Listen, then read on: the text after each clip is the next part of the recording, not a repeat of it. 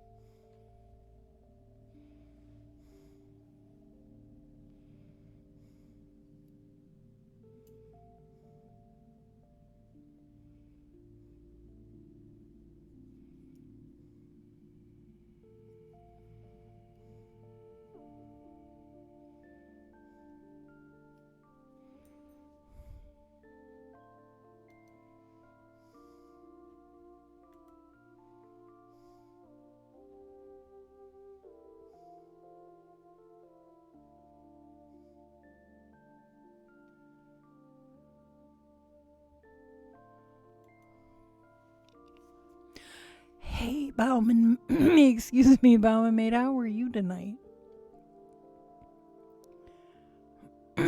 Pardon the frog in my throat.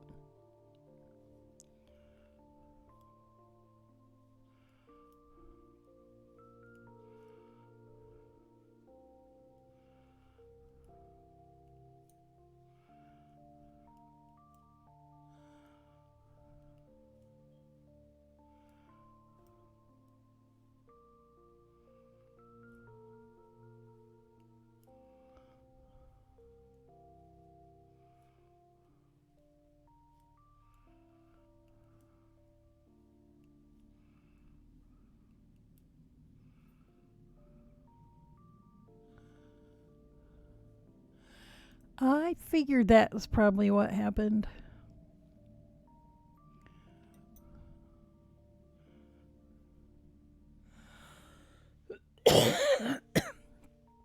It was kind of a quiet night last night. I think a lot of people just, needed to head off and get some sleep.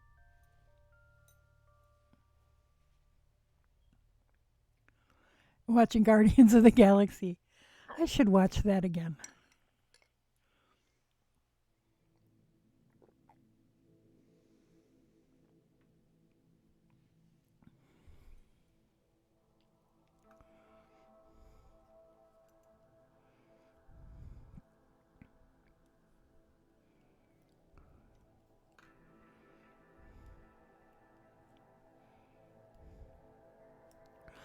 And I'll probably get roasted for saying this. I'm not really that into the superhero movies. Not really that into superheroes, and I don't know if it's maybe my age. Superheroes were sort of seen as boy things. Um, Although we did watch the old Superman series that was in black and white, and we did watch um, the old Batman series with the heck was his name? I can't think of his name, but But yeah, and in the recent superhero movies that I've seen, they've been fine. But if I hadn't, it's just, yeah, not really my jam. But I really, really, really, really liked Guardians of the Galaxy. I think it just, uh, the humor. I don't know. It just sort of did it for me.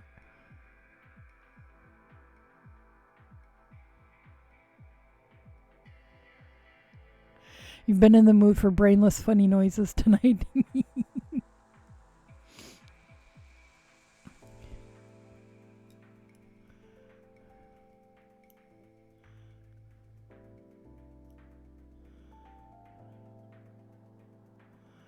4, 5, 6,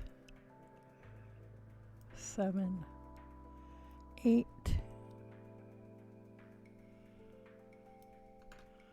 1,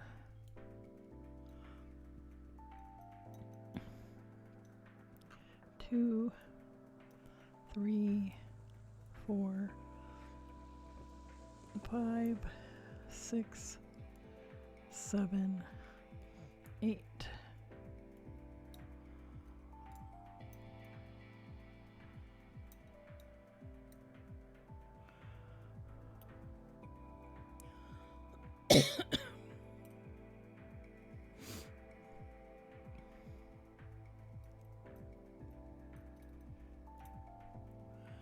She says, growing up, we didn't have the channels to watch any of the kids' superhero shows.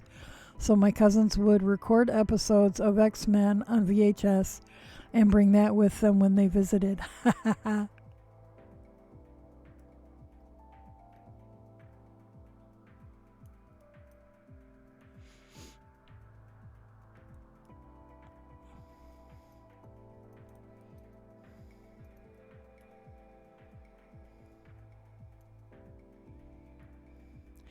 There were a lot of superhero cartoons when I was a kid. I would say the only one I actively disliked, if I was watching cartoons on Saturday morning with friends, the only one I actively disliked was Aquaman. And I'm not sure what it was about it that I didn't like. I mean, we're talking like, 1968 or somewhere around there, some mid to late 60s. She said every now and then we would be able to get comic books, but any of the movies we had to wait for them to be released on like TGIF late night TV stuff. Snyder Spindle says it was fishy. I think it was his blonde pompadour and he was just, I don't know, snooty or something. It was a long time ago. I'm trying to dredge memories up from the far distant archives. Bob Maid said, but the ones I like, aside from X-Men, are the really ridiculous ones, so Deadpool mostly. I haven't seen Deadpool, but that's kind of the sorts of things I'm hearing. And by the way, hello Snyder Spindles, how are you doing? Bama Maid said Aquaman is lame, that's why. Even Jason Momoa couldn't fully save the Gill guy. Yeah, I like Case and Momoa. Case and Mama, that's good.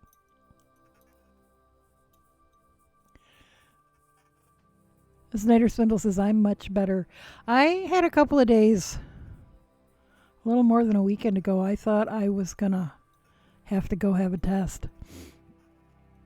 But it ended up only lasting a couple of days. I think it was a combination of a couple of other things going on. One of which being new glasses, which I still have. Has it been 2 weeks yet? No, it'll be 2 weeks like on Tuesday. I still have a little bit of a headache and enough nausea that, nothing sounds good. I don't really feel like eating. So hopefully that'll be gone before too much longer. But it was pretty intense for a little while. And then my allergies hit me like a freight train. Thanks to, smoke plumes from the West Coast and normal seasonal allergies. Snyder Spindle said, whatever I had kicked my butt for like 10 days. Ugh. Well, I'm glad that you're feeling better. Being sick sucks. Baba Mate said, the movies are great, don't get me wrong, but the Deadpool comics are gold. I don't even know what day it is, so I don't know how long it's been since anything. Today is Tuesday, and I know that because apparently I have to go to the Weaver's Cabin tomorrow morning at 10 for make and takes. I thought that the Wednesday she needed me for was like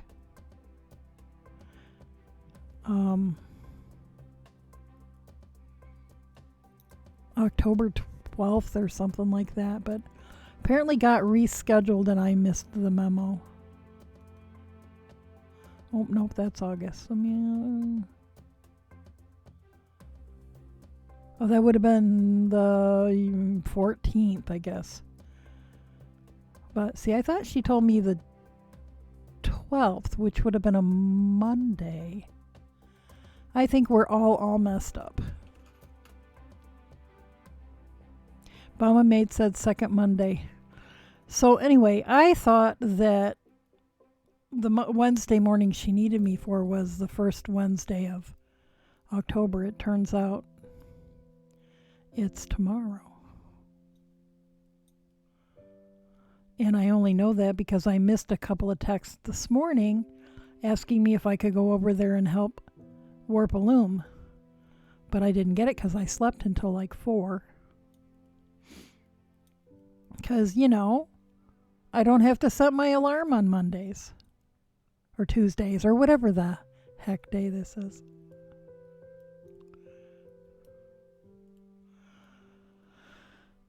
So I guess I don't have any more no alarm clock days this week.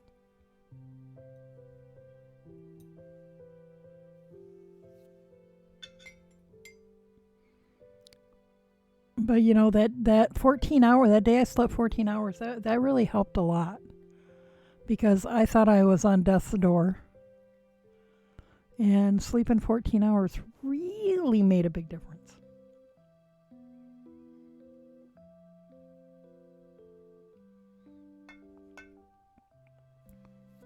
I keep thinking being retired would be a really good thing. But I'm not quite old enough to have Social Security yet. I just hope that in a couple of years when I'm old enough that it'll still exist.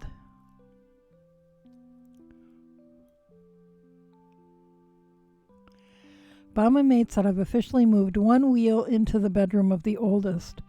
So when she needs me in there to help with classes, I actually have something to do. That's an excellent idea. Very, very good thinking.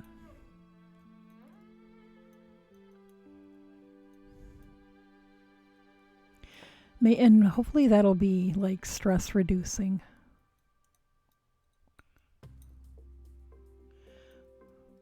Wow, I forgot that this yarn makes things knit up bigger. This is supposed to be the largest child size mitten. I think it's going to be more adult size.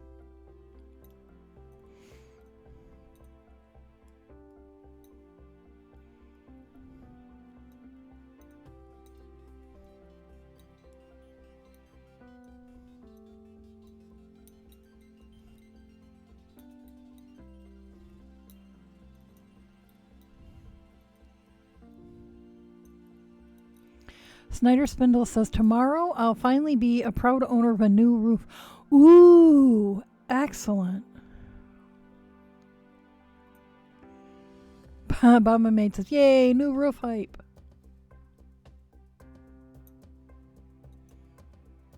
Okay, everybody, where you live, is it a roof or a roof?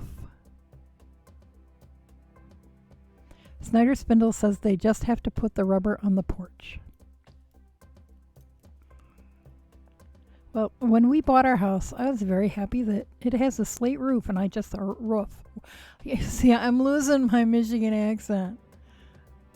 I hear roof come out of my mouth and I think, you know what, I've been in Pennsylvania too long.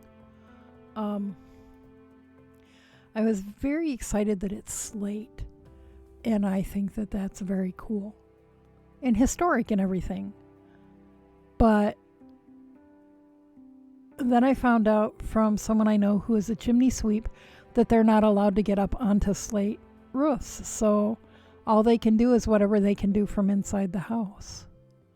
And I'm pretty sure that to clean my chimney, they would need to go from both directions.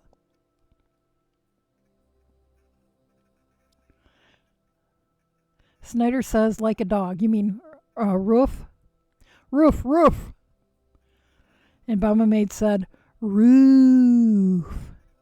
Snyder said, slippery. Yeah, see, and that's what I figured. It's either slippery or maybe too fragile.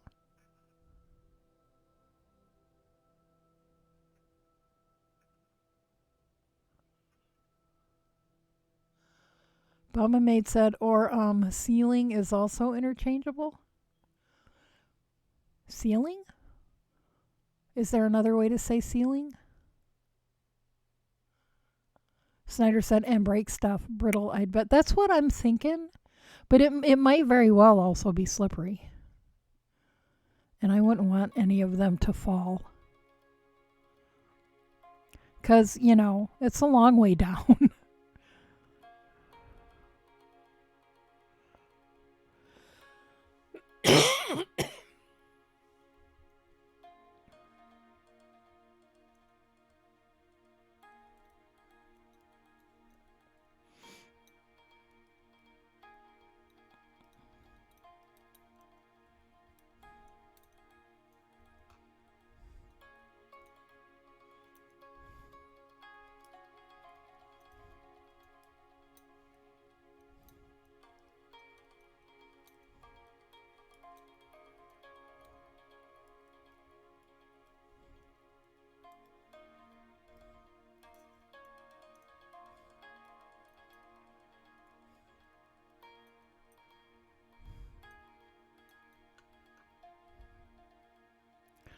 Bama Maid said ceiling and roof are interchangeable here, but so is ground and floor.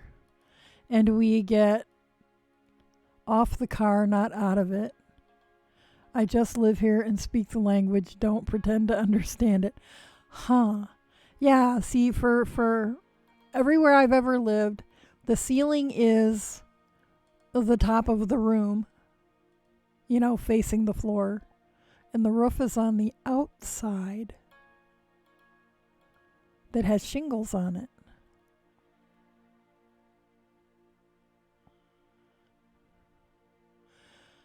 Snyder says, well, I watched my mom the last couple of days and I'm just drained.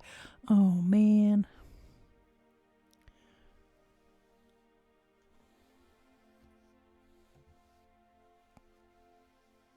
Yeah, my mom is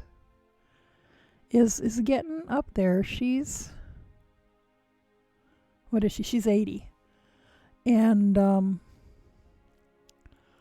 my sisters both live within a mile of her. And they're not happy that I won't be, you know, I'm, what am I, 6 or 7 hours away and won't be taken, won't be taking part in the keeping of the mother. Bama Maid said it's rough watching family members. Snyder said it's like giving a drunk toddler a gun. My mom is 82. Yeah, this last spring, my mom had an episode that scared all of us.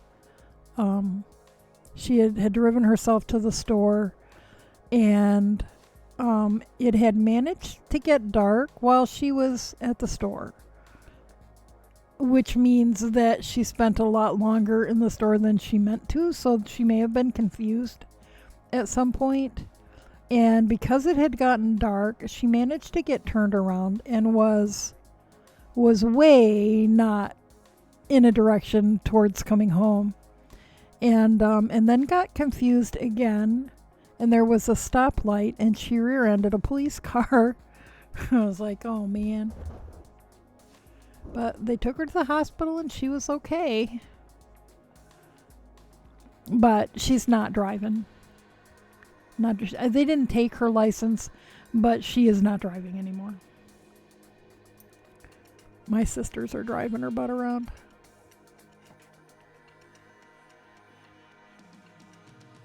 Mama Maid says, hi, Grandma. Grandma, did I miss something?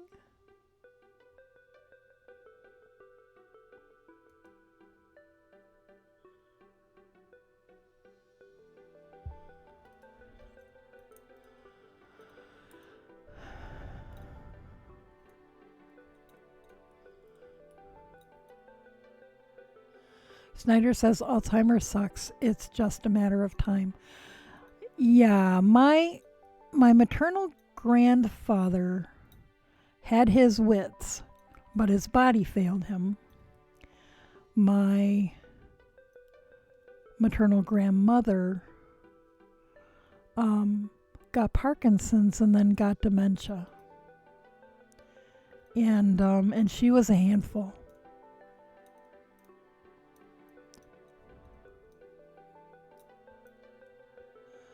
Oh, Grandma.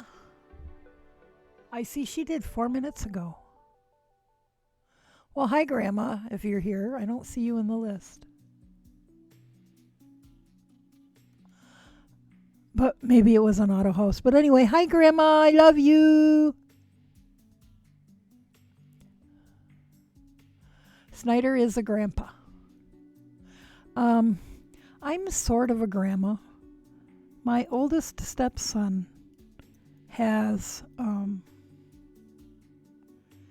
a daughter who's probably about 2 now, but he and the child's mother are not together. She is Amish and he is not, and her father is a leader in the community and doesn't like my stepson, probably because he's not Amish.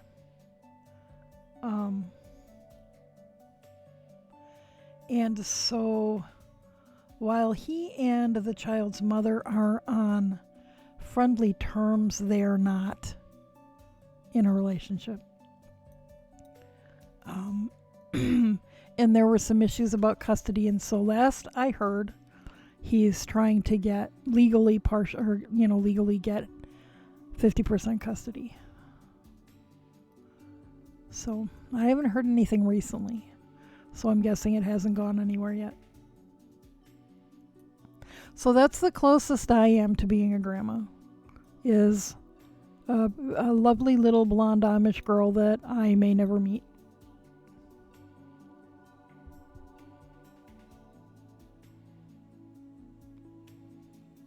Mama Maid said, my great aunt moved in with my grandmother because Karma is a cruel jokester. Great aunt decided they needed to go shopping, and Grandma was the driver. Grandma was backing out of the drive, and Great Aunt told her she was clear to make the turn onto the road, and Grandma ran straight into the light pole at the end of her drive. She promptly parked and told my uncle to come take her license, and he could drive the Great Aunt around after that, and she would ride with me. Snyder asked, did they meet during Rumspringa? No, he was actually going through sort of an existential crisis regarding religion and spirituality. And because he's very attracted to farming and animal husbandry and things, one of his explorations was exploring the Amish community and lifestyle.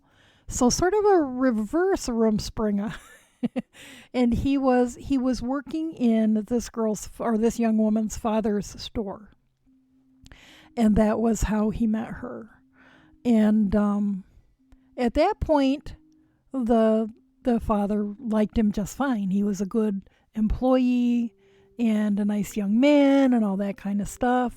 And then, he and the daughter sort of hit it off and started sneaking around. I don't know. Maybe it was Rumspringa for her.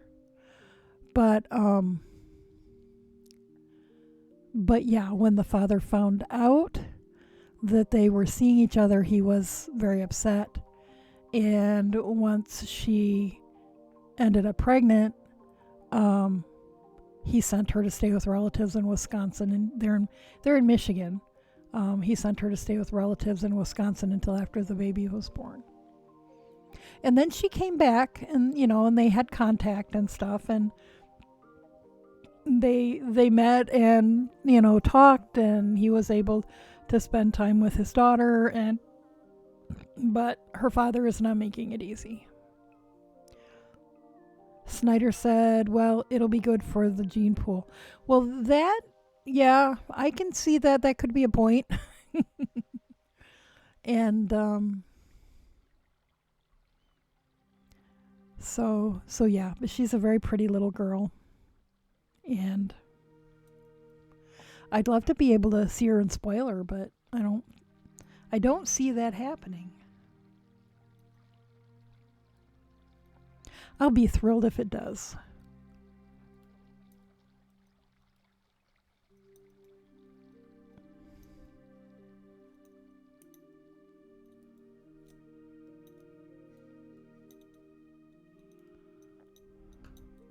Yeah, I think from what I understand, more people leave that community than enter into it.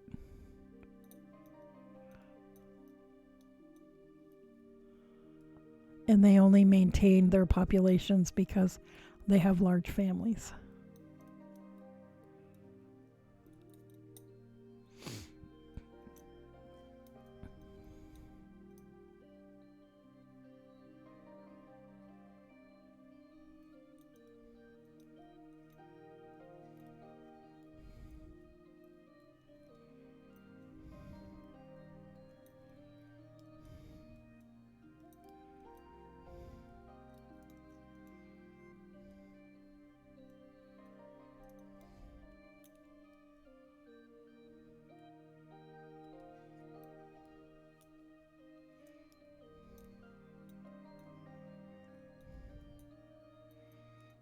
Okay.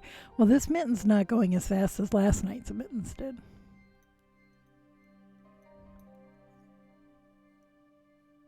Snyder says, don't get me started on Mennonites. Just kidding.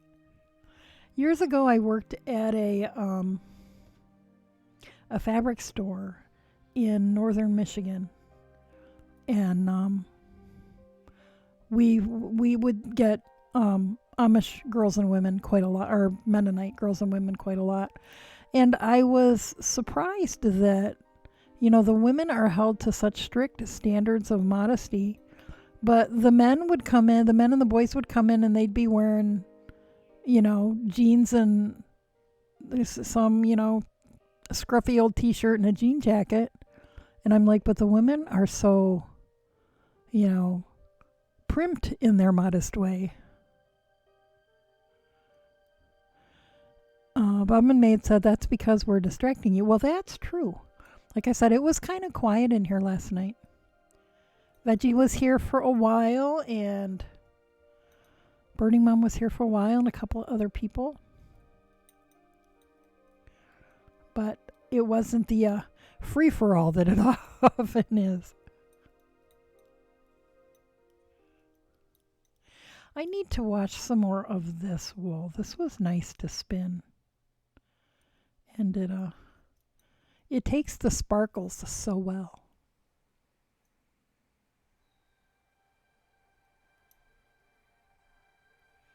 Oops, I'll take some of that out because I'm going to have to.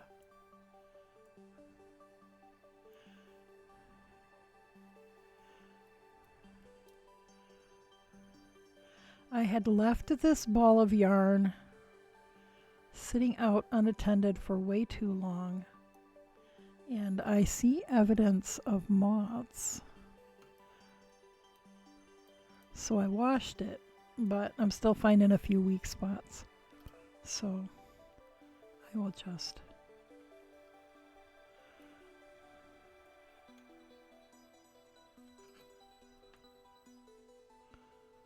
do that.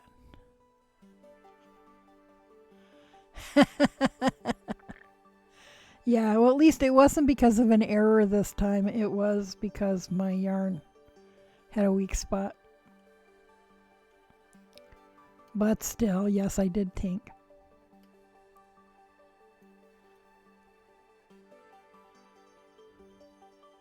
Snyder says Scott and his crazy opinions on the fake Amish using power tools.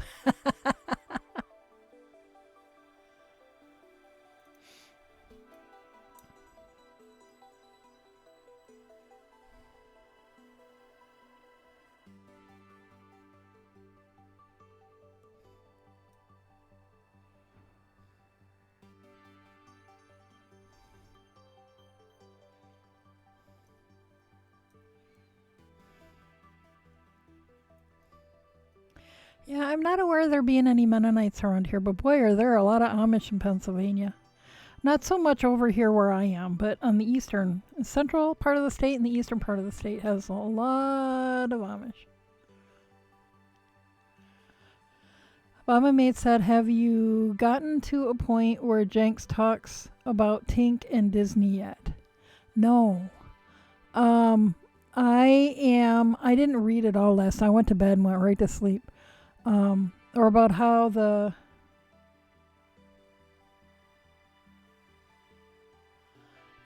Pity family is a Disney nightmare. I am at the part right now where she was re-stealing the fish and then got taken in to talk to the Emmons guy or whatever his name is.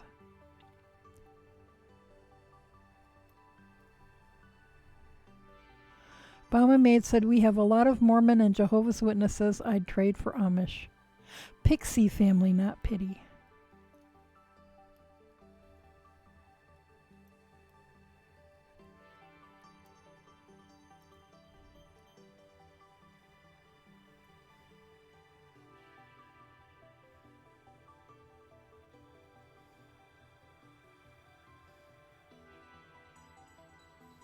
So I've just barely started the second book because I went ahead and read the second Wolf book of Oren's, which was good. I liked it. And then in the back of that book were the first 2 chapters of the third book, so I went ahead and read those because that one's not out yet.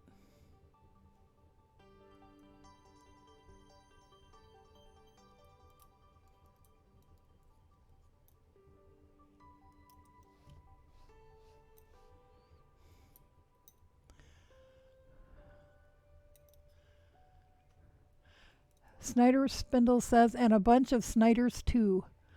I bet. Crazy Pennsylvania Dutch. We have. Well, no, the people who founded the little town I live in were a type of Anabaptists. They were called the Harmonites or Harmonists. But they were a celibate society that lasted for about 100 years. They stayed here 10 and then moved into the Indiana Territory and founded a town there, which is called New Harmony and has a historic site. Stayed there about 10 years and then came back to Pennsylvania and founded another town called Economy. And Old Economy is a historic site. And they're very interesting. And the Harmonists actually were very heavily into textile production, which I think is the bee's knees.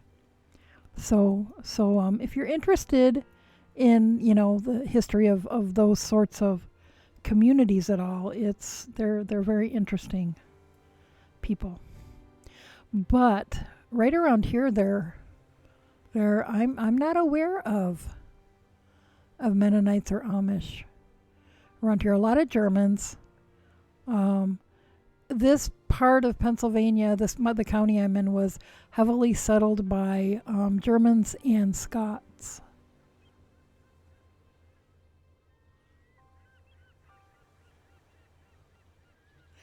Bama Mate said you should start to see the Disney references and curses.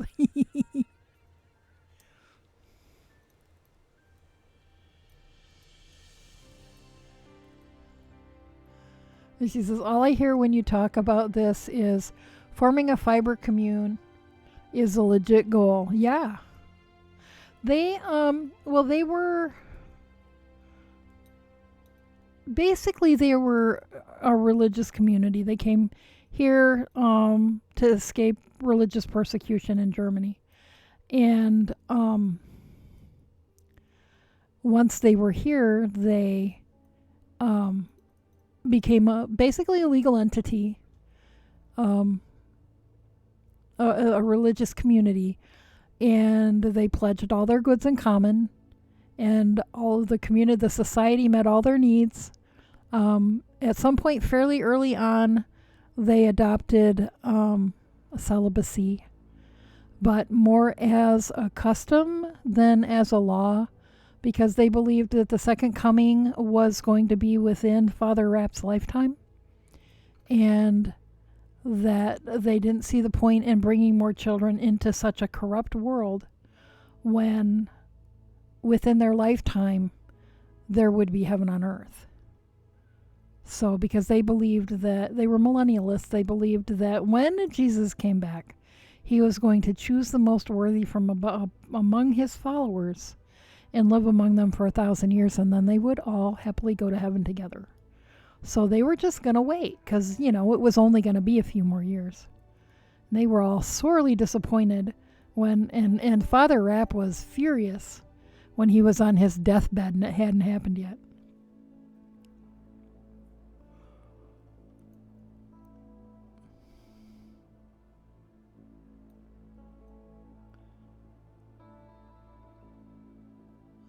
Snyder says, not affiliated with Snyder of Hanover or Snyder of Berlin or any other potato chip or pretzel franchise. Are you not, or are you just claiming you're not? Because you know what? Snyder's of Berlin make the best cheese curls in the world. Way better than Cheetos, as far as I'm concerned. But I have to not eat too much of them because corn isn't on my list of things that I can eat without getting inflammation. But oh man, those are so good. And they have a really good spicy barbecue potato chip too. Snyder's of Hanover is more about the pretzels, and they're those big, hard, thick pretzels. And yeah, I'd rather have a soft pretzel. So yes, I am very familiar with both Snyder's of Hanover and Snyder's of Berlin. Bama Mate said, but with modern amenities, I like my indoor plumbing, electricity, and interweb nets. Well, now see, the Harmonists were, unlike the Amish, who disdain modern conveniences and technology, the Harmonists were very interested in anything that would make their work more efficient.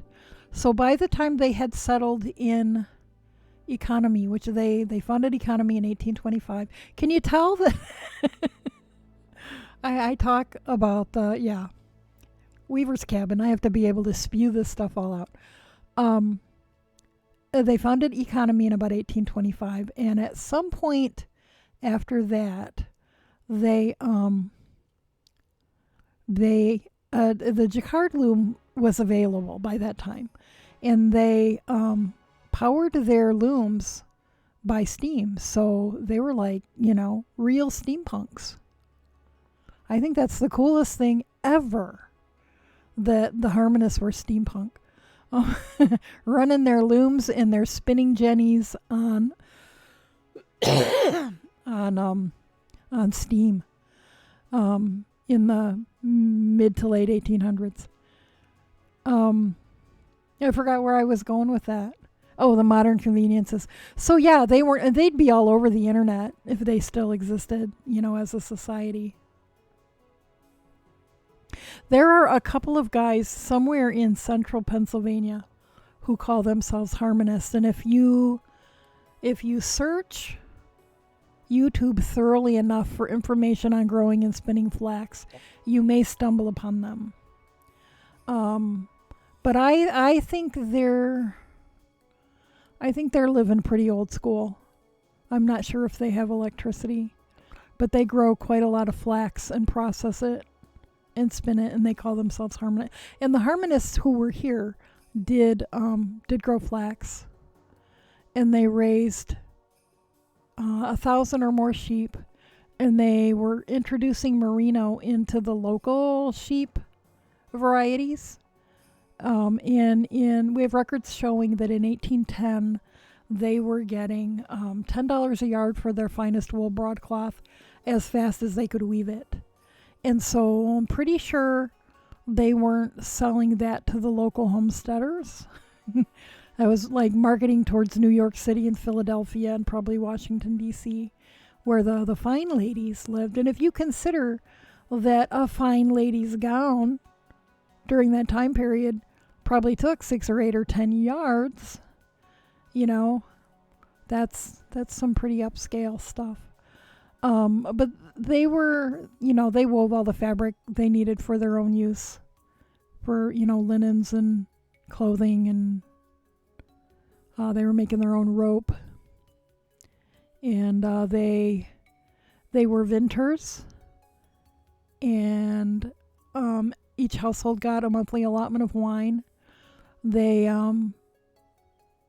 distilled alcohol because there was a higher profit margin on the whiskey than there was on the grain that they grew to make the whiskey, and they were no dummies financially. It is sometimes rumored that while the harmonists were in harmony between 1804 and 1814, that at one time there was more gold stacked on Father Rapp's dining table than there was in the Treasury of the U.S., and I scoffed at that, when I first heard it. But then when it occurred to me that when the harmonists founded this town, it had only been 25 years since the signing of the Declaration of Independence. When was the U.S. Treasury initiated? And how much gold would there have been in it by 1804 or 1810 even? So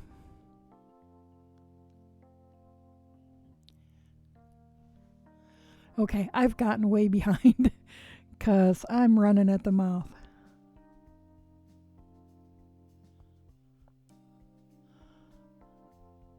Snyder said the original Jesus is coming, look busy. Yeah. He says, we don't have them here. I'll send you some. You want some Snyder's of Berlin cheese curls? Birding Mom, Knitting Mittens, hello. Hi, Birding Mom. How are you tonight? Bomba Mate said, I'm not religious enough for all that. Just give me the cabin and yarn seeds and neighbors I can walk to see, but who won't see me in my yard naked. Well, I live in the borough, so if I'm out in the yard naked, my neighbors are definitely going to see me. As well as people passing by on Main Street.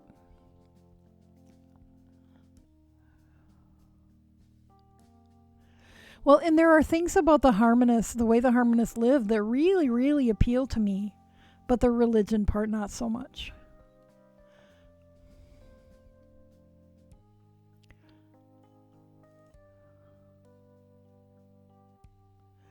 And Birding Mom says to Bomba Made, yarn seeds? I can grow my own yarn. Well, if you can grow cotton in your climate, sure. But I think she's talking about sheep. And Bomba Made said you grow the beginnings of the yarn. Birding Mom said, that's okay. You go to an art museum with me and I instantly go into docent mode.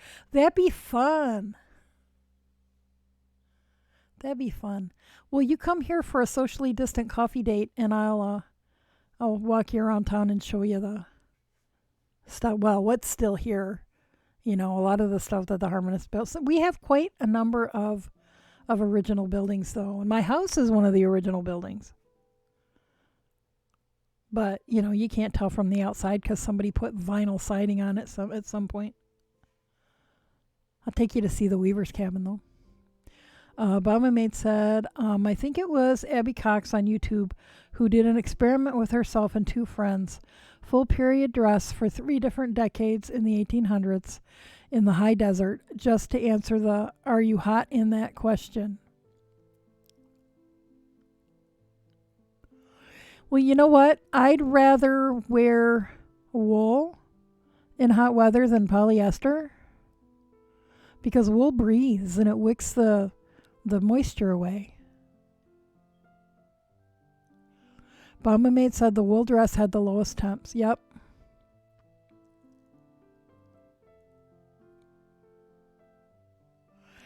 Snyder says, LOL. I learned if you want to walk around your house naked, you need to be inside the house. Yes, and preferably with the shades drawn. People are weird about that. I don't know why. Birding Mom said, I will love that tour. You know, we could do the museum tour. Well, I don't know if are they doing tours? I'll see if I can find out if they're doing tours. It's just a little bitty museum and a really short little tour that costs like $7. And I think they're in the middle of training a new museum manager, so we'll see how this is going to go. The woman who's been the museum administrator / head docent for the last 20 years is retiring. Veggie says, oh my God, Snyder spindles. Bomba Maid said, but you said around your house. Veggie said, oh, what combo to walk into. How far behind are we? I'm just about caught up. Bomba Maid said, it's best to walk in when the naked comes out. Okay, let's knit some more now that I'm caught up. And Birding Mom, I'll also show you Bottle Brush where I work. And it is also one of the original buildings.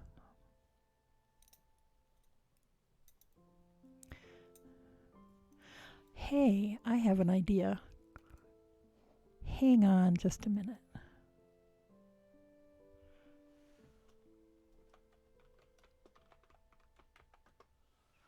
Let me see if I can find...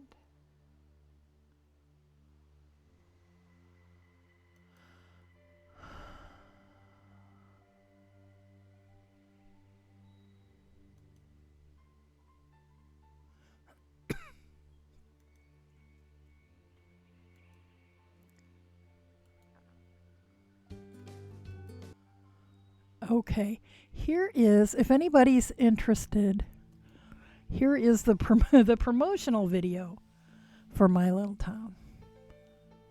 Okay, wait, where's the Control V? So if anybody's curious, this is My Little Town.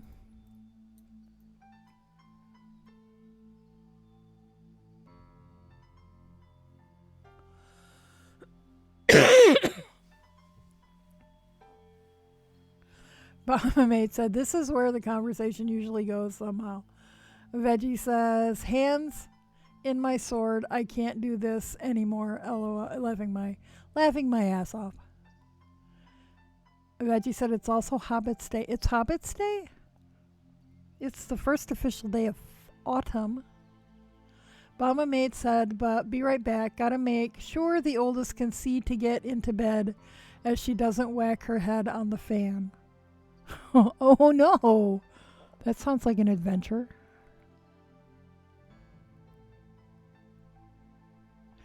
Birding Mom said, cool. I put tags on my daughter's car and jumped it. So it's running now. Tomorrow I get the tune-up appointment. So now, how soon are you coming out this way? Pretty soon, right?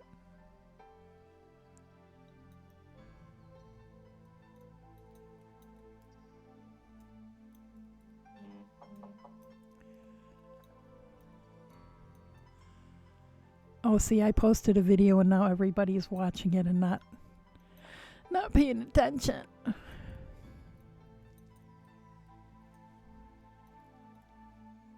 Anyway, I thought they did a really nice job on the video.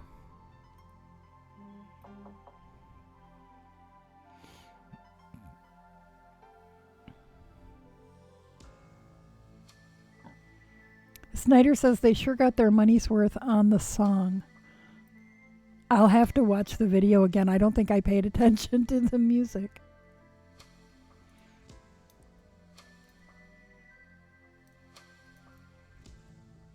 Birding Mom said, yes, I have a couple things to do with the car, then pack and get cats settled. Okay, so when should I expect you? Approximately? So we can make sure it's a day of the, you can get here on a day of the week that I can be available.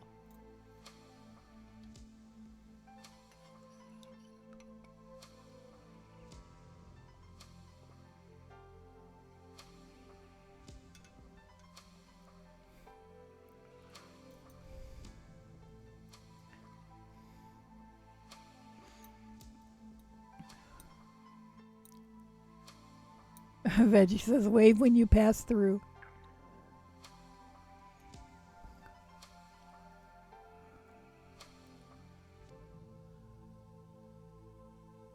Snyder said, I think I would kind of fit in there. I bet you would. Except for people here, the locals are a lot different than the people you're used to.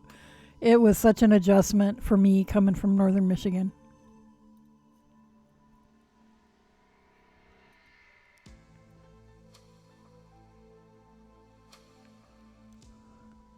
Birding Mom said, I will let you know when I leave. It's about 7 days out, and you can follow me on Instagram. Alrighty.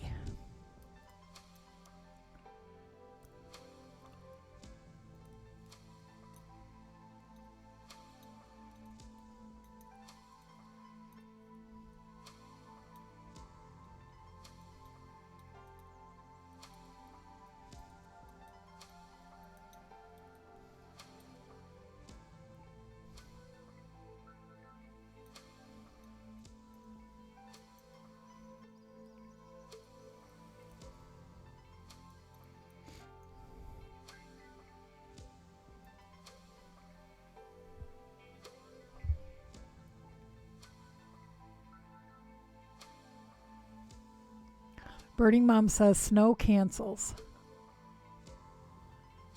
Do you expect to hit snow on the way?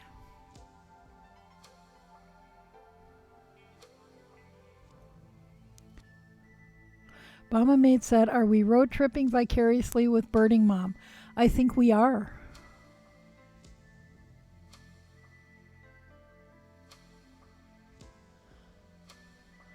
Reggie says, Hobbit Day is a name used for September 22nd in reference to it being the birthday of the hobbits, Bilbo and Frodo Baggins. Oh.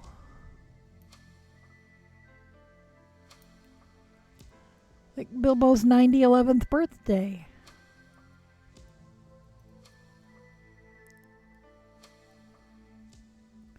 Snyder asked, did we see his COVID spindle? I did not. Or if I did, I didn't see that that's what it was. I've seen that you've had several posts on social media with lovely spindles lately. Oh, wait, I did.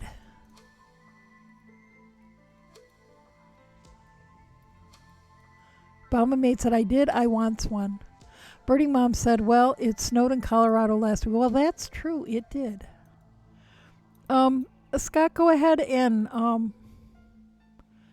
post a link if you want, so everybody can see. Veggie said, I saw that you were feeling better, Snyder Spindles.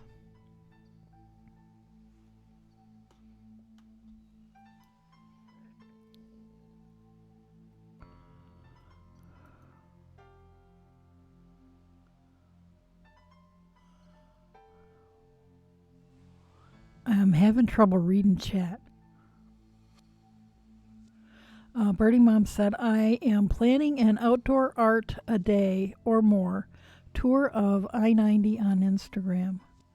That sounds cool. Bama Maid says, won't lie though, I snagged one of your biohazard spindles earlier in the year as a plague commemorative. I wants the COVID one now, but I will have to wait. He says, I might make a few, not sure yet. Okay, let me look. Oh, yeah. The original social distancing tool. Although I don't know if that's completely accurate because when I spin in public, I draw a crowd.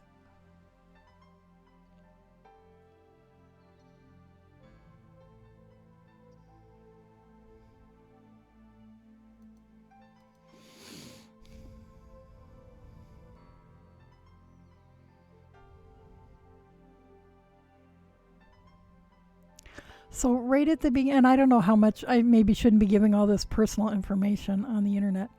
Right at the beginning of the video, there's the red building with the yellow trim. That's the gallery where I work. And then they show the inside of it where they show artwork on the wall and people browsing through record bins. Yeah, that's where I work. And the restaurant is where my husband works. It's a sweet little town. And the Wonder Bar coffee shop has the best mocha this side of Seattle. And there's my lovely little local yarn shop with my friend who owns it.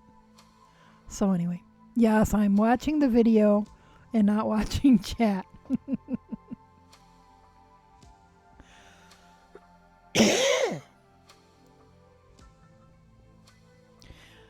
Veggie said, ooh, and Bama Maid said, totally doesn't creep Instagram. Snyder says, I scare people away, lol. Oh, you wouldn't scare us away.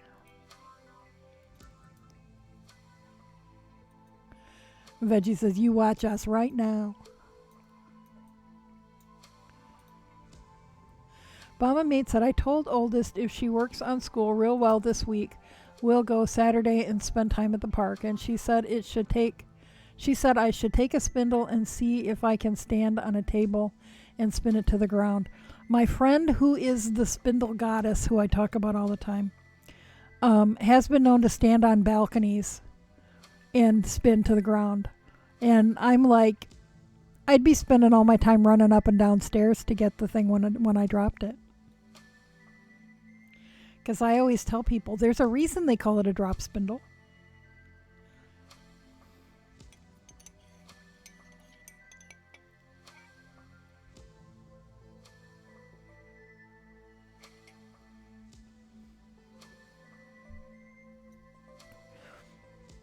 But see, you've got her so well trained already. Well, of course you're taking a spindle to the park, Mom.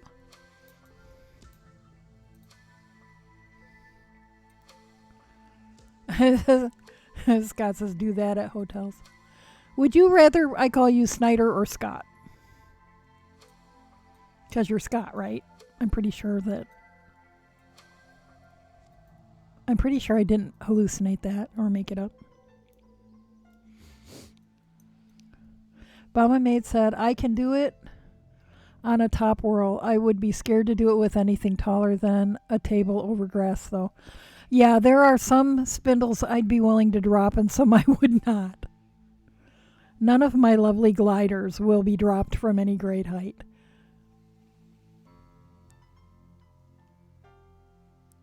Bama Maid said, I think she's relieved I didn't say I was going to bring a wheel. Oh, I bring a wheel. Snyder Spindle says Scott worked. Alrighty. Because that's less of a mouthful. Snyder Spindles is very sibilant. Veggie says, I was going to be all breaks out the wheel. Yeah, especially now that I have the road bug. It's just so easy to cart around. People in this town are used to seeing, oh look, there goes Lissa with a spinning wheel again. Wandering all over the place. Where's she going to go spin today? I frequently take it to work with me. Or any wheel. Sometimes I take the Traveler. Scott says, I do get called Steve a lot. I wonder why. Do you look like a Steve? I wouldn't have thought so. Mama Maid said, if the weather is clear, I probably will bring a wheel and finish the Polworth that's taking forever. That's because you're spinning sewing thread. I was having a conversation with a friend this afternoon over text, and we were discussing the Weaver's Cabin. And I have always pushed for wearing historical garb at the Weaver's Cabin. And nobody ever really wanted to, except me. But my friend Nancy is very into historic garb. And she thinks we should. And she said on Saturday, because there were tons of people in town for that goofy vendor market thing they're doing, that she and another of the volunteers wore historic garb. And not all of the other volunteers seemed to be happy about it. But you know what? Whatever. They can get over it. And we were talking about, and I said, I just think it would be so cool to spin and weave all the linen and wool to make a full set of harmonist garb.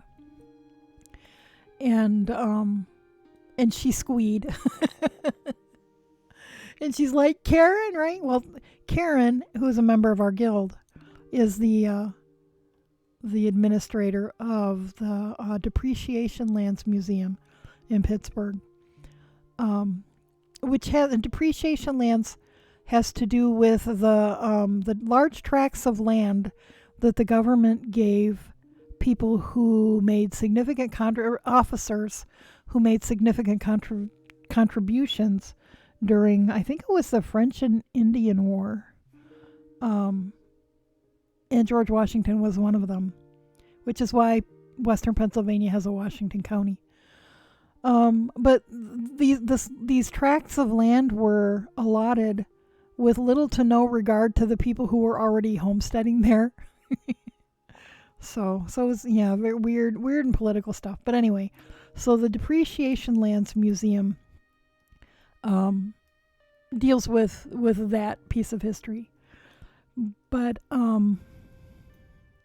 Karen, being a spinner and weaver and shepherd,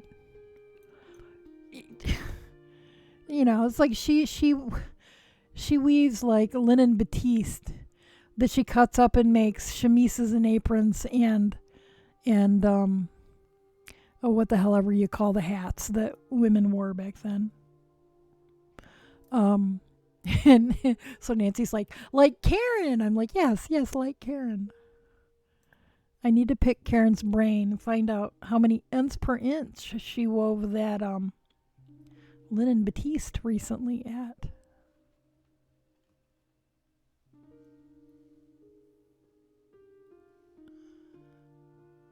Mama Maid said, but if it's cloudy, it'll be a spindle. Much easier to run to the car if the rain starts than a wheel. Well, that's a good point. Mama Maid said, I am not. She said, I'm just not working on it outside, keeping myself occupied through my 6th grade memories from 100 years ago. Ms. Snyder said, comes with a free house. Yeah, or several dozen over the however many hundreds or maybe thousands of acres.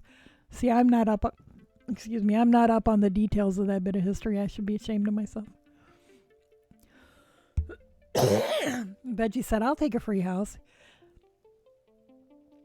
Mama Maid said, I'm telling you, fiber cult in Pennsylvania, y'all. Commune. I vote for that. Fiber commune in Pennsylvania.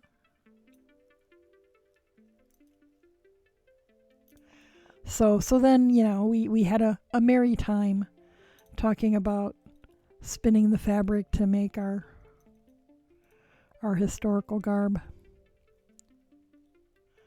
And Nancy's like, well, how fine do you think we'd have to spin it? I said, a lot finer than we usually spin. Or than I usually weave.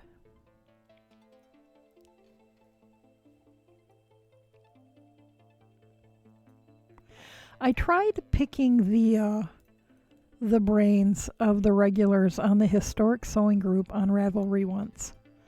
It's like, I have the skills to weave fabric, reproductions of historic fabric, but I can't find any information on how many threads per inch, or as weavers would say, how many ends per inch. And they were all like, well, it's hard to tell because we don't have samples of unused fabric. All of the extant garments have been worn and laundered, and they've shrunk. The fabric has tightened up, so we don't know. I'm like, how fine do I need to spin the flax to get the linen to be historically correct? And they're like, we've no idea. It's like, well, what good is it having access to textile anthropologists if you can't answer my question?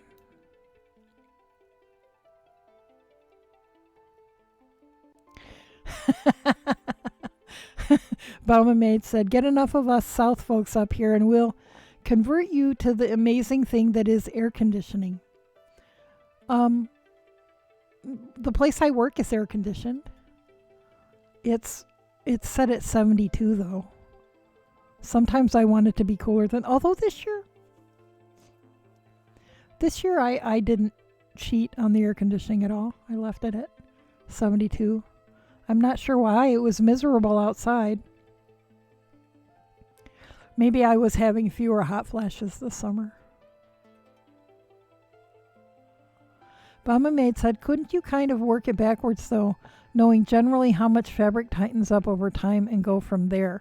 Well, that's kind of the information I was hoping to get from them. Veggie says, ugh, math.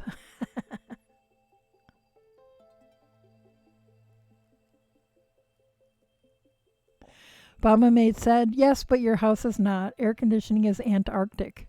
Fantastic, even. Is that a thank you, AutoCarrot? Or did you type that in the typos are worse tonight. Yeah, but you know what? But that one worked. But because my house was built by people who lived before air conditioning existed, it's the windows and doors are placed in such a way that if you open everything up, we get amazing, delicious cross breezes. Assuming the air is moving at all. If the air is not moving at all, then it kind of sucks. But, we have ceiling fans in some of the rooms, so at least we can get some air moving inside the house. It was a carrot. I love that you have a carrot emote.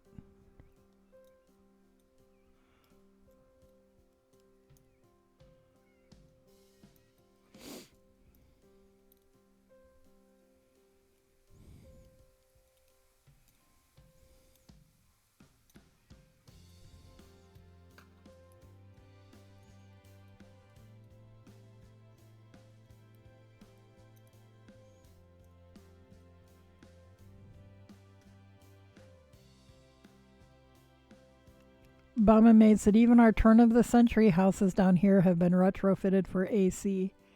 Mine is the turn of a couple of centuries. Well, when I was growing up in the Southeast, a lot of the old buildings, like you'd go to the bank or something, and the really old buildings would be very heavy stone, like limestone or whatever, and very, very high ceilinged. And all of the windows would have, what do you call the windows way up high that open? It's like most of the window doesn't open, but there's a little bit up at the top I want to call that a clerestory window. I don't think that's correct. That's a word from art history that's stuck in the back of my brain. Like a transom, but over a window rather than over a door. And so those would be open. And so, the heat would rise and you'd get circulation because of that. And I mean, it would still be hot, but it would help a lot. But buildings aren't built that way anymore.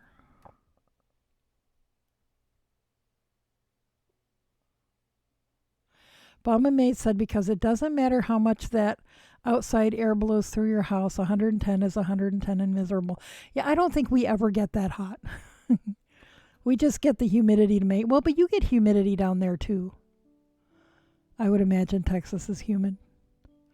Birdie Mom said, LOL, I love how Bomb and Maid is worried about heat.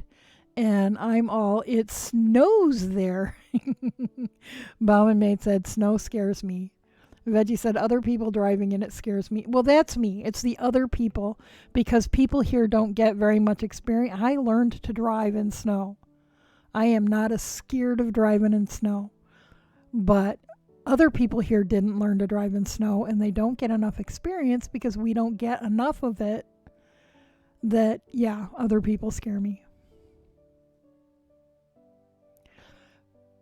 Bomb and Maid said, although Snyder Spindles is probably laughing at what I consider snow. Probably. Bomb and Maid said transom. That's what I call it anyway. Okay. Well, that makes sense. I'm going to have to Google what clerestory windows are, because for some reason my brain keeps shoving that to the front. And it's been, what has it been, 40 years since I took art history?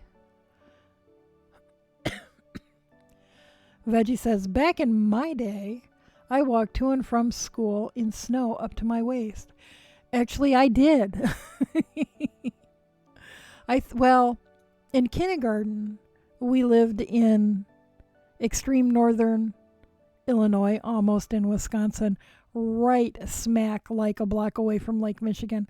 And the snow was pretty intense, because there would have been lake effect.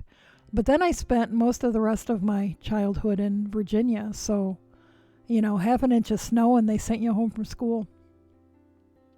But then junior high and high school and college and much of my adult life in northern Michigan. And when I lived in Traverse City, Michigan, there were, sometimes you had to shovel your driveway 3 times a day. And in one house I lived in, it was on a state highway. And I'd go out and shovel. And then I'd go back in the house and take a shower and get dressed to go to work and get back out. And by the time I got my car started, the plow had gone by and plowed the end of my driveway shut, and I had to dig it out again. It was horrible.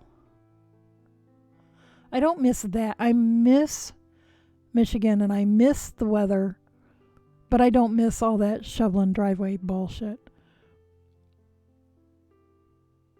Snyder says, just be glad snow is not flammable. Yeah, but this is 2020. Anything could happen. Yeah, Veggie says, yet. Bomb and Maid said, we get humidity swings like Mother Nature's mood swings. 75% to 20%, back to 75% throughout the day. Wow. Yeah, everybody's like, yeah, it's 2020. A thing is possible. Snyder says it was uphill both ways. That's right. That's right, it was. With bare feet. Bomb and Maid said, I've never seen snow deeper than my lower calves. Even then, I stepped outside and saw it and then went the hell back inside and sat in front of the heater. Scott says the Keweenaw Peninsula would get a little snowy. Oh, yeah. And I was always told, my college friends who were from the UP always said that there wasn't anything to do in the Upper Peninsula in the winter except drink and have sex, and that's why all the babies are born the same time of year.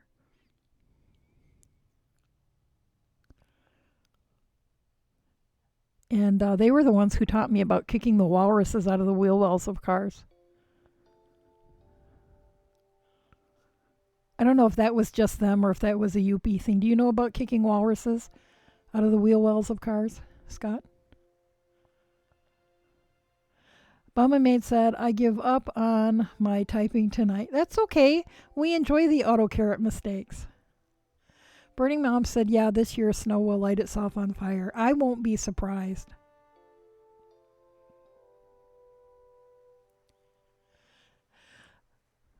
Bomb and Maid said, the Night King is coming. Veggie said, Night King is dead. Bomb and Maid said, it's 2020. Dude's a zombie. out there trying to sell his snow cones, but no one wants the yellow ones. And Veggie says, but they are lemon flavored. As Scott says, yep, them hard snow and ice chunks. Yeah, people here think I'm crazy. And I'm like, yeah, but you got to kick the walruses out.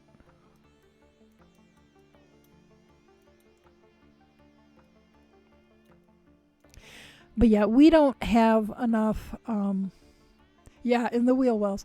We don't get enough snow here to warrant me even owning a pair of decent boots.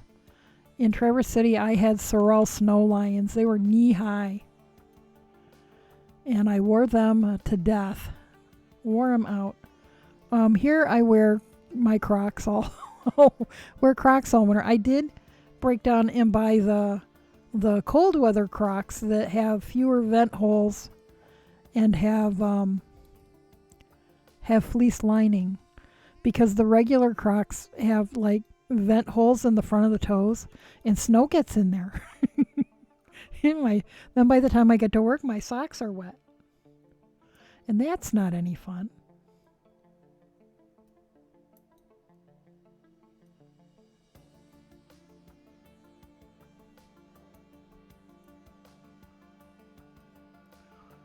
And the thermostat at work is set on 64 in the winter. And see, I don't understand how, okay, if 72 is acceptable for the air conditioning, why is 72 not acceptable for the furnace? But he just shakes his head at me, so.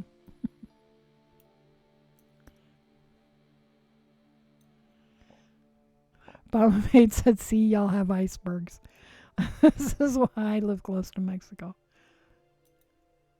They're not icebergs. They're not in the water. Scott says, we have to do that here too. I have snow pants. Yep, nope, no snow. Nobody here has snow pants. I don't think I know anybody who owns snowshoes here.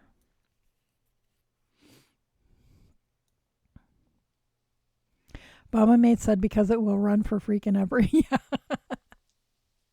Yeah.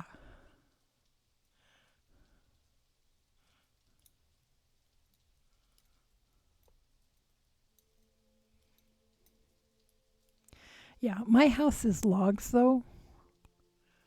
So like foot thick logs. So once it gets warm, it stays warm. It's easy to keep this house warm in the winter compared to the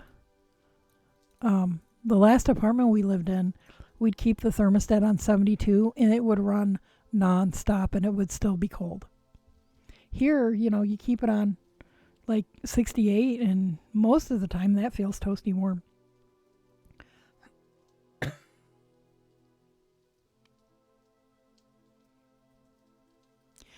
Scott says, we have to keep the water on at night to keep the lines from freezing.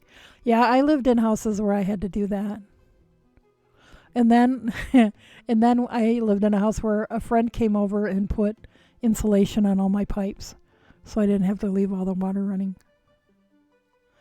Veggie said, I don't think I've owned snow pants since I've lived in Alaska. Well, you probably don't need them in Texas. I'd be surprised. Birding Mom said, sometime I'll dig up the live tweeting a Michigan writer did of getting stuck in Seattle during our Snowmageddon 3 years ago. It's hilarious. Veggie said, thought that was the 80s, 90s snowsuits. I can't move.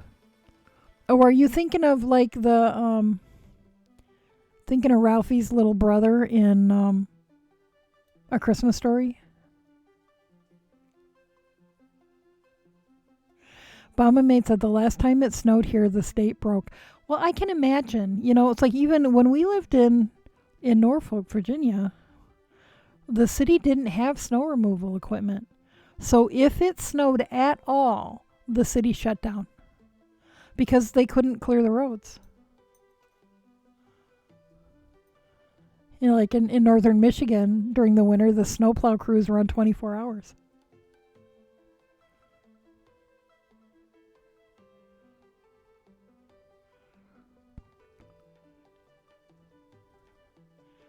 Veggie says, though, and yes, lol.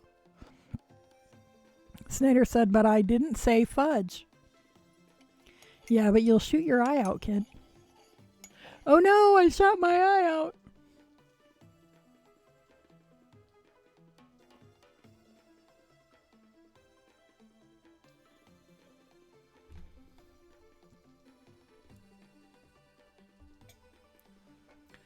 Ugh, there's always dregs in the bottom of my golden milk.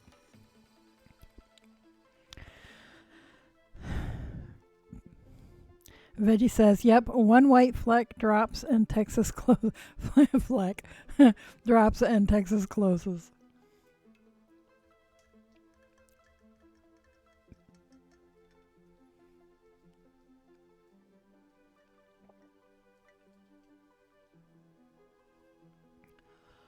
Bomba Mate said, we have de-icing stuff for the bridges.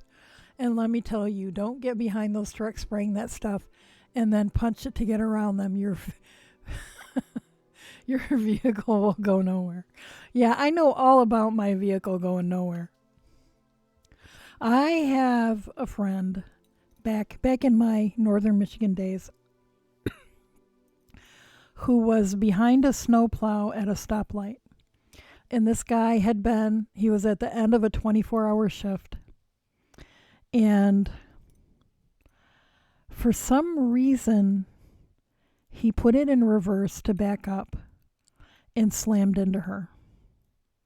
And she laid on the car horn, and he put it in reverse and slammed into her again. He backed into her 3 times before he realized that the reason he wasn't backing up is because he was hitting something, because he was so tired.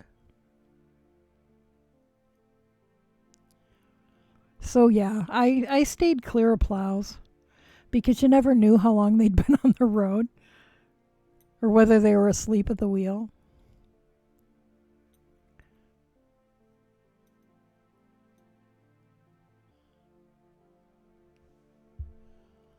Veggie said, anything wet falls from the sky and we're doomed, lol.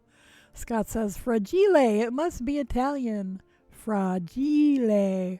My boss we have one of the rooms in the front, that faces Main Street, is the Christmas room. And it's a combination of Christmas-themed artwork by some of our artists and a whole lot of vintage Christmas stuff. Because my boss loves Christmas. And she's creating, I think, it's that whole creating the happy Christmas that you never had as a child thing. But anyway, it's wonderful. And people love it, and we sell tons of it. And anyway, in the window, one of the windows, she's got a miniature version of the Fragile lamp. And people always want to buy it, but it's not for sale.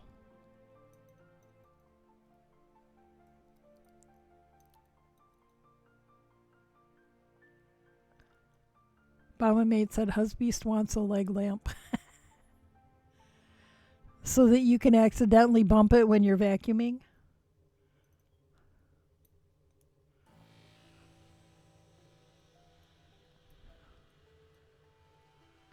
Did you guys ever see The Summer Story? At some point, right, accidentally, exactly. At some point during the time I was managing the video store, so sometime between 2004 and 2009, they made a movie of, because the Christmas Story is just like a chapter out of the book of this guy's childhood. And they did a movie called The Summer Story that was from a part of the book that's about the summertime. And of course it was all different actors. But I forget where I was going with that.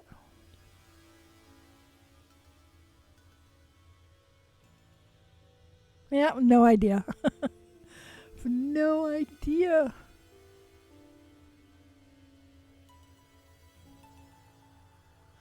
Scott said, I used to make these plows. They have eaten small cars. Yeah, I'm surprised it didn't eat her car. Oh, we get to see. I missed the link. Holy tamale, as my grandma used to say. Yeah, that could eat small cars. I also knew a woman back in my northern Michigan days who she had lived in Traverse City, and she had done stained glass for the same studio that I did. And she and her husband moved back to the UP, and he was killed walking home from the bar drunk and got hit by a plow. And he's thinking he's doing a good thing. He's walking home, not driving home, because he knew he was going to drink too much, and got hit by a freaking plow.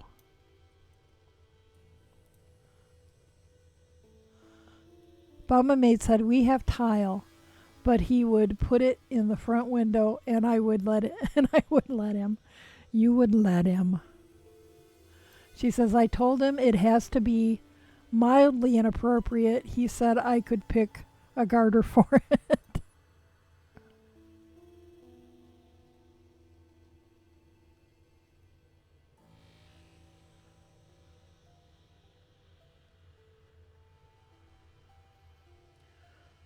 Scott says one engine was just for the... See, I can't read the darn chat tonight.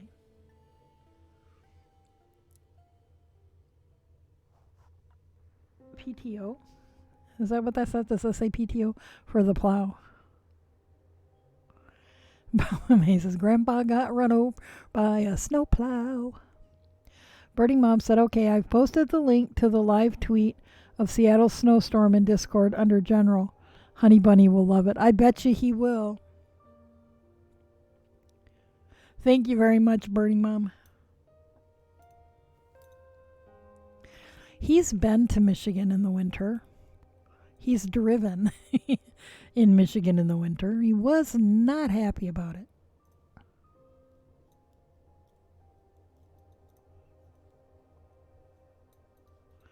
I'm still on the cuff.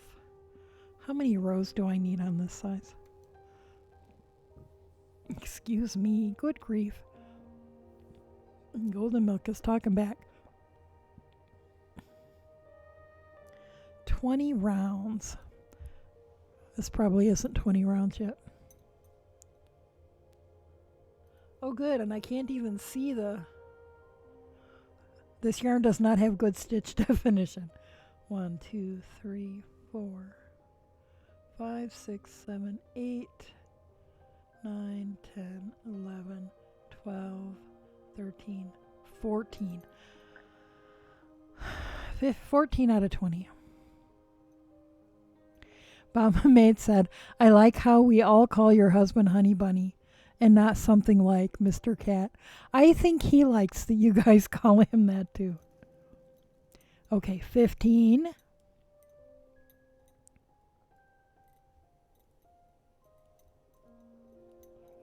Yeah, he got called into work today. They're short a person.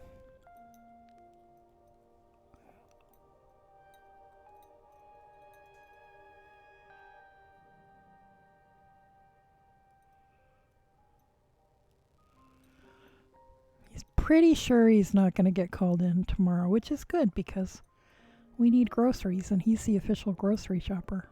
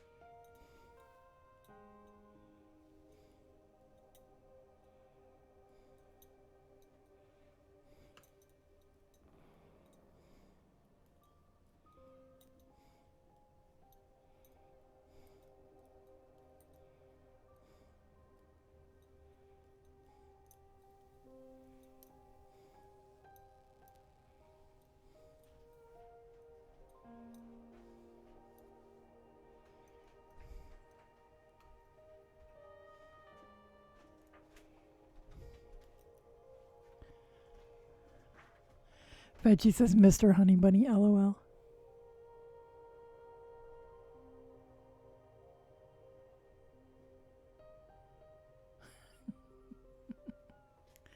Is that an art project for school? Yeah, our drawing assignment this week was 2020.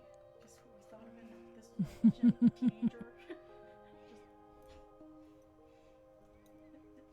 My brain.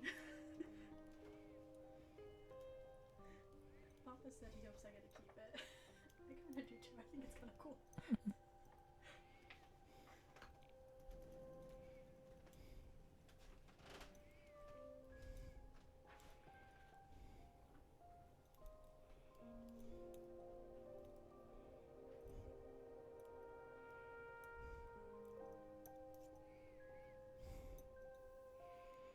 Okay.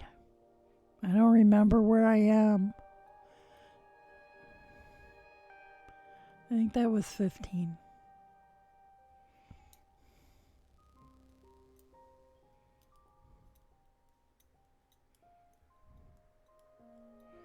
Is anybody counting? Probably not.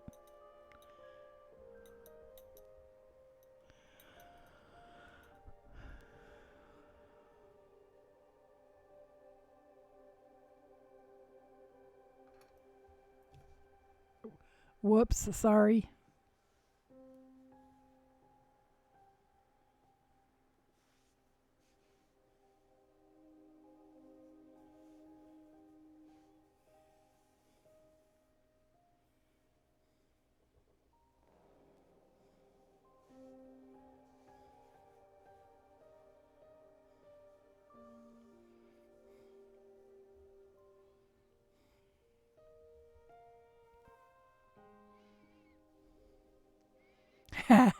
Bomber mate said I can't even count my own stitches, woman. Well, I'm going to call this round 16, and then I'll probably get to the end of the row and then count again.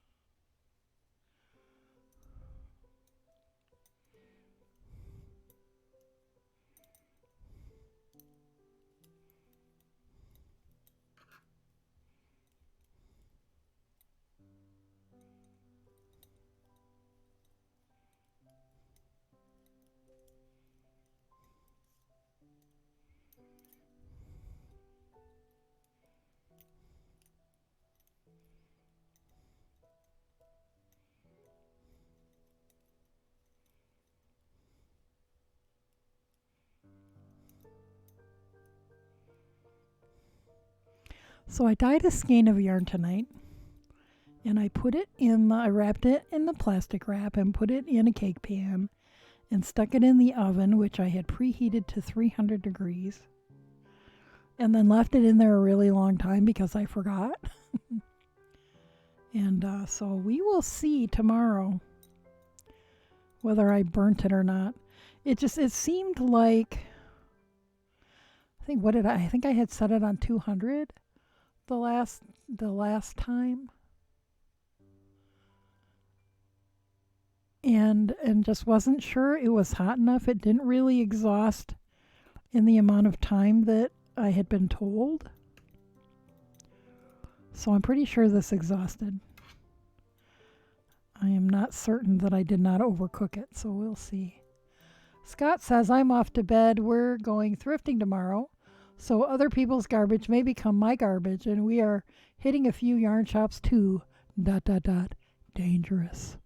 Well, have fun and good night and sleep well and have a very fun and adventure-filled day tomorrow. But only good adventures because, this is 2020. Baba Maid said, I'm reading the thing Burning Mom posted. Oh my God.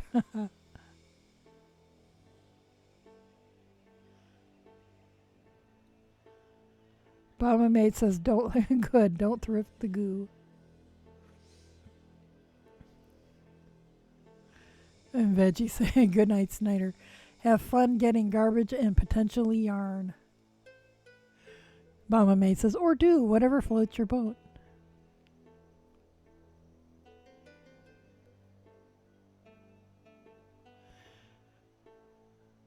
Birdie Mom says, LOL, Bomb and Maid. I was reading it as he was tweeting it last year.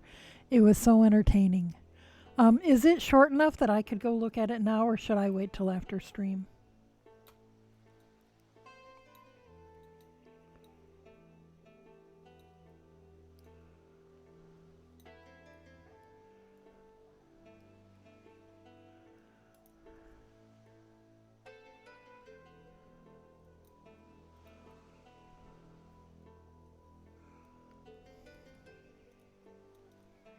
But anyway, Scott, if you're still here, thanks for coming hanging out with us. And have a really good night and a really good day tomorrow. And hopefully we'll see you again soon.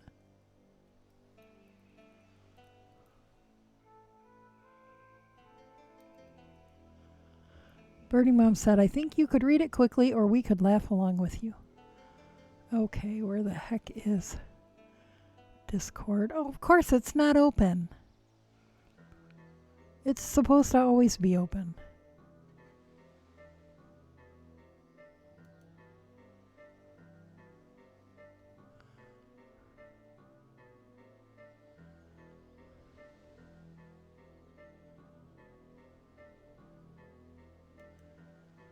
Okay. Shall I? You guys want me to read it aloud, or have you all read it already? Bomba Maid said, you're going to go into giggle fits.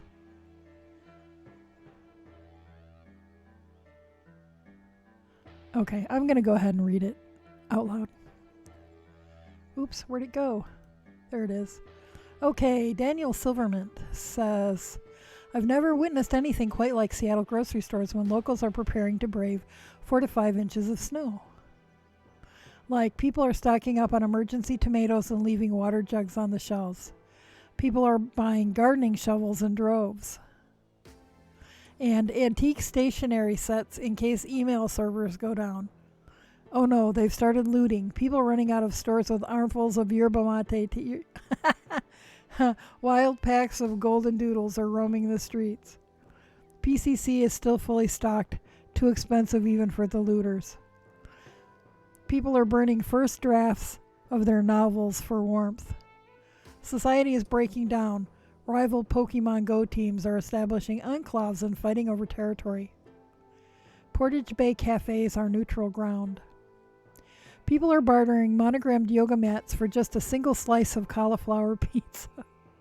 It's like Mad Max, but with Amazon Prime vans. I just turned a corner and saw towering mechs fighting over on East Side. My God, the local tech giants have literal tech giants. But not all is bleak. Polyclusters are inviting refugees into their intentional families. Ah, ha, ha, ha. I like that one. Inviting refugees. I awoke to the sight of Dickensian orphans picking through my compost. I don't even know where they found those flat caps. The snow is still 10 hours away. Paper money is worthless. Cans of hard cider brewed from obscure fruits you've never heard of are the new currency of the land. Venturing back out to stores to survey the desolation. Gloves are still in stock. I don't think Seattle knows hashtag Seattle knows about those yet. Gluten-free bread lines. The city's lone snowplow is stuck somewhere on the 5. People have been lined up outside Trader Joe's for hours waiting for them to open. I think they have the new Harry Potter. The snow has started falling 8 hours ahead of schedule. People are resorting to the politest cannibalism I've ever seen. People are running low on food but are still well stocked in edibles. They just ate Howard Schultz. Everything is closed. Everywhere is abandoned. Writing groups are still meeting, though. You can't keep submitting the same chapter, Doug. People enduring literal Seattle freeze. No one living on a hill will ever be heard from again. Years from now, puzzled archaeologists will explore the ruins. I've been afraid to admit I'm originally from Minnesota. I'm too timid to lead the survivors. People are gathering basic supplies. Growlers are full, and they're tying hoodies together to make rope. I haven't mentioned the zombies yet because mainly people are finding them tedious. But yes, there are definitely zombies. T minus 3 hours until the snow hits. I have many regrets as I prepare to meet my end. Mistakes I've made, people I've hurt. Referring to I-5 as the 5 is my greatest one. Snow flurries have started in earnest. First time I've seen someone using an umbrella in Seattle. People are crocheting beanies as fast as they can. Visibility reduced to 30 feet. Good. It wearies the heart to see so many dead. If -10 were a speed, people would be driving -10. It's like rain that won't leave. So awkward. My district has announced that schools will reopen never. Please educate your children however you see fit. It's been snowing for an hour and a half, and the roads are now white. People are gathering on their roofs, but no rescue is coming. People are singing to keep their courage up, but no one can agree on a song. I was looking forward to meeting the neighbors one day. Now I never will. The inspiring thing about Seattle residents is how they pull together in a crisis. Why, just now I witnessed a young man letting several others huddle inside his beard for warmth. You're all making me feel very welcome here. I love Seattle. It's a shame we'll all be dead by morning. Or possibly later today.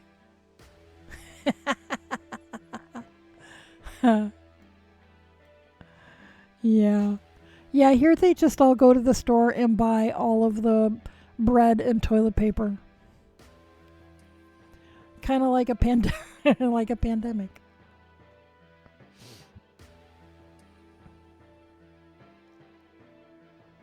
Veggie says nothing like winter vegetable gardening. Bumma Mate said, having been on I-5, I think I saw that plow. Birding Mom said, it's still there.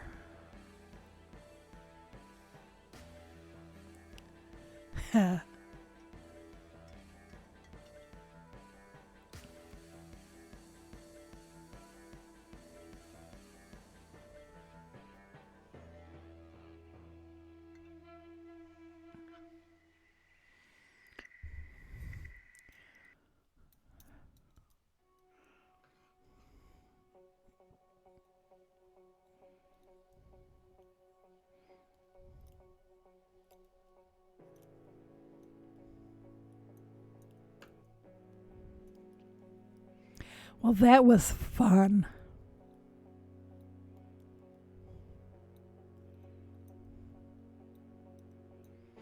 That was Thank you, Birding Mom. That was fun.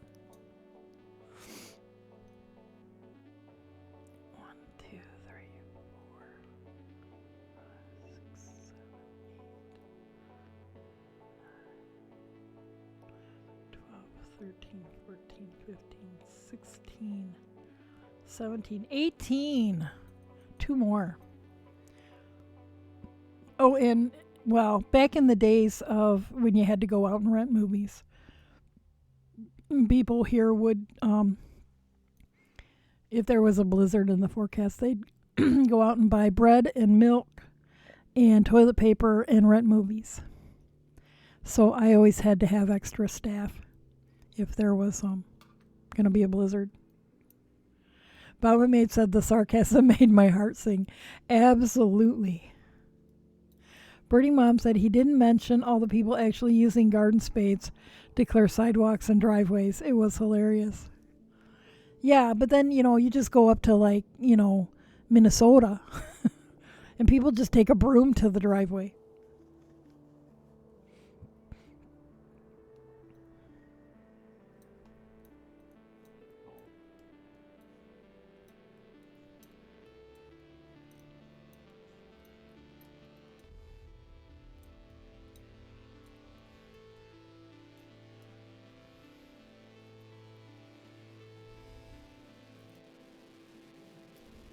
Yeah, a garden spade wouldn't be very helpful. When I lived in northern Michigan, we had these things called snow scoops that you just push it and shove all the snow in front of you.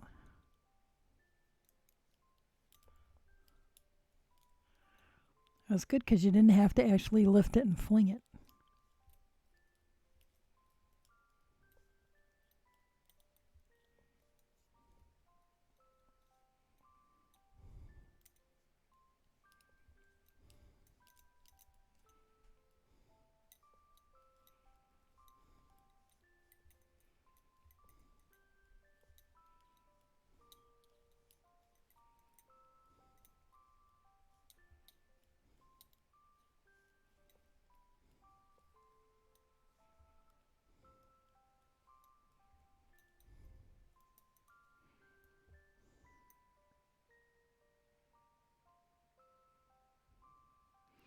Bauman Maid said it always seems like anything less than 4 to 5 feet of snow at a time in some places is still summer.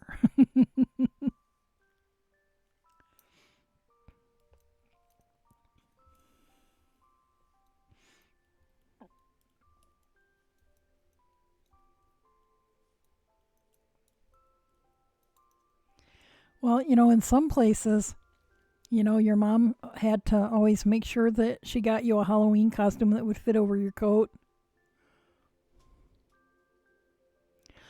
And she says 4 to 5 flakes here in the state just stops. Like, nope, can't do it. Birding Mom said, I had a square spade at least, and my neighbor, who's from upstate New York, came over and borrowed it in a winter coat because she didn't think she'd need anything like that.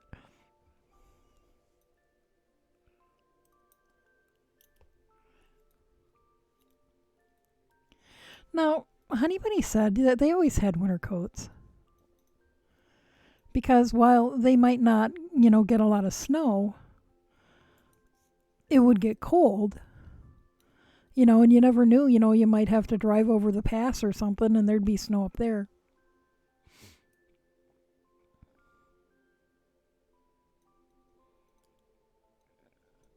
Oh, crap. Was that my last one or was it not? 1, 2, 3, 4, 5, 6, 7, 8, 9, 10, 11, 13, 14, 15, 16, 17, 18, 19. Okay, we're good.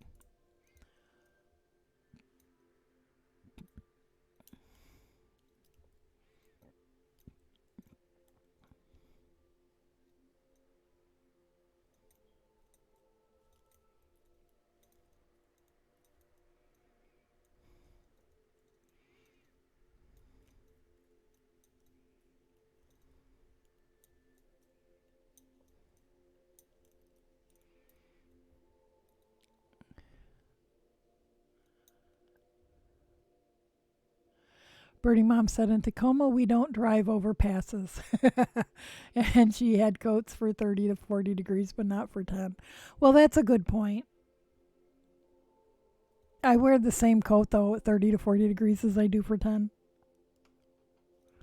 But, it's sub-zero worthy. I just don't zip it up at 30 to 40 degrees. Mama Maid said, I have 2 plastic bench scrapers because while I don't get snow, we do get ice on vehicles and stuff. And I need something to scrape the windshield when it's particularly annoying. Yes.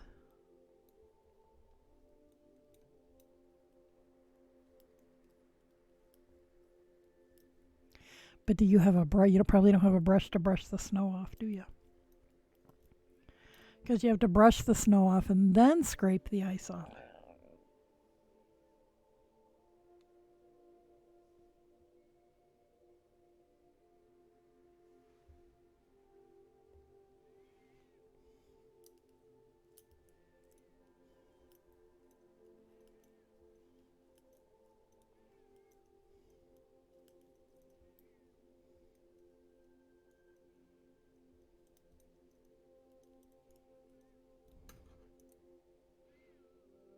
Veggie says coat sleeves. No, because then you get it up your sleeve and in your glove. And Mama Maid said, and by annoying, I mean I slept too late to have the defroster, or the defroster didn't work for me. Well, yeah, you have to wait. The defroster takes way too long.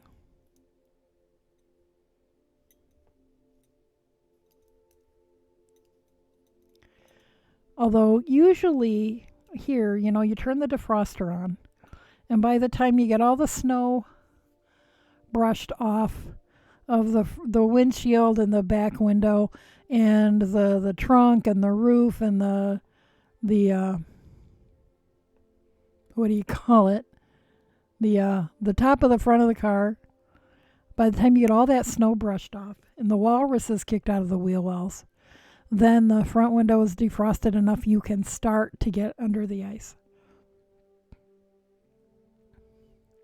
Mama Mate said, no snow, just ice. What would usually be a heavy dew is a nice sheet of ice on everything on the coldest mornings here. Yeah, well, we get that here too. Probably just earlier in the season than you do.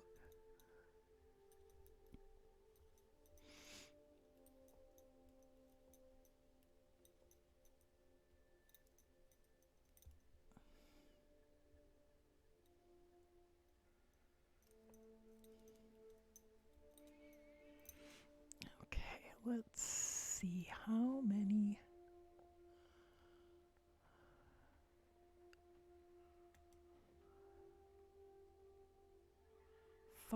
5 rounds. And then thumb gusset for 13.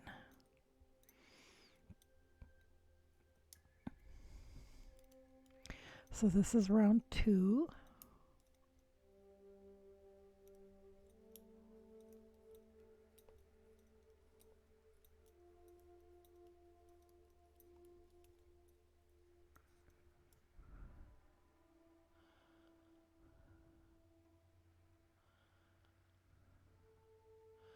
Birding Mom said, I put the no freeze solution on the window and the no fog inside. They really help. My stepfather would always just throw a blanket over the windshield of his truck, and then he would just take it off in the morning. And then he didn't have to deal with snow or ice on the windshield.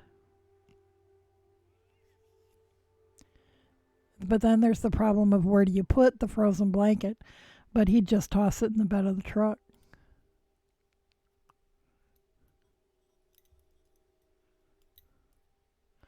Mama Mate said, nah, people here just knock the ice off the windshield and side mirrors and leave the rest hanging on the car. So you'll see cars with a clear windshield and a nice collection of icicles in the wheel wells.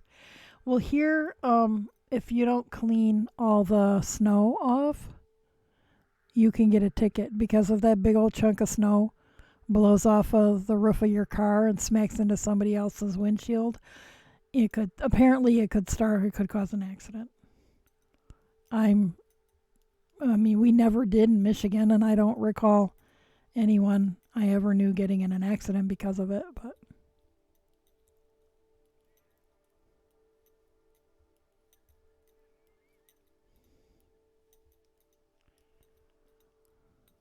but yeah, it's a law here.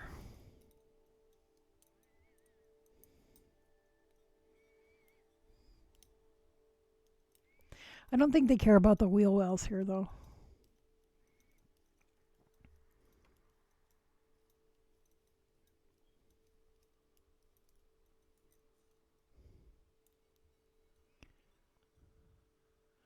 But my mate said, yeah, my friends have told me about that. Now, in Michigan, I recall seeing people who had just cleared enough of their windshield so that they could see out the driver's side.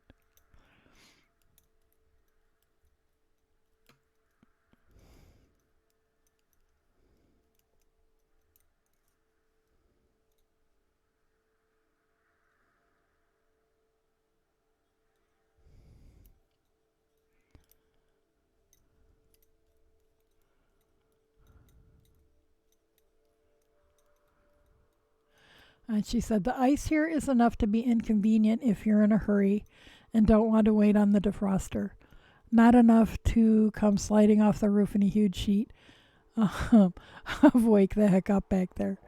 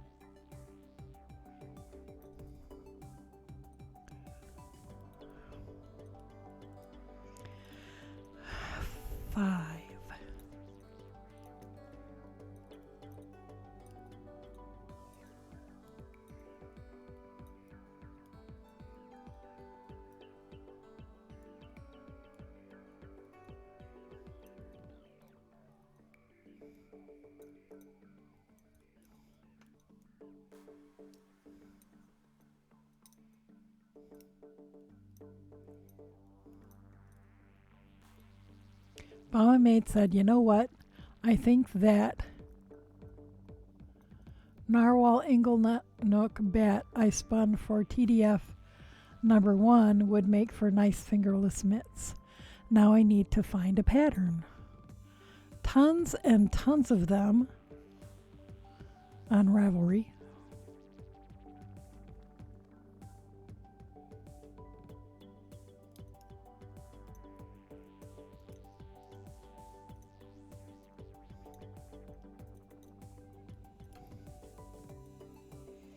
Or you could just take your favorite mitten pattern, bind off the thumb gusset stitches, and or pick them back up and knit however much of a thumb you want, and then just knit the hand part until you get to where you want it to end. Do a little ribbing.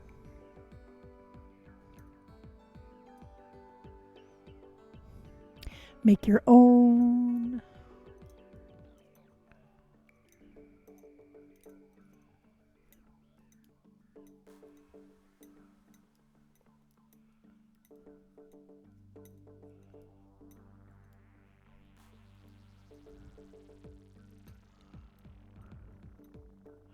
She says, I've never made mittens or gloves of any sort other than crochet.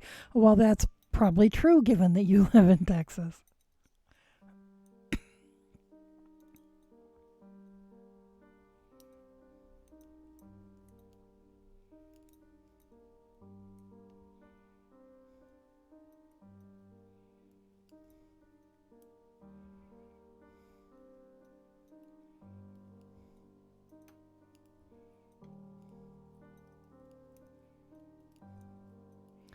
Well, the easiest fingerless mitts are to knit a rectangle, fold it in half, and sew partway up and from the bottom and partway down from the top so you have a thumb hole.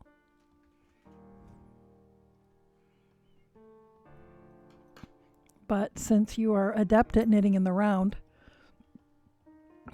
a circularly knit pair would be within your skill set.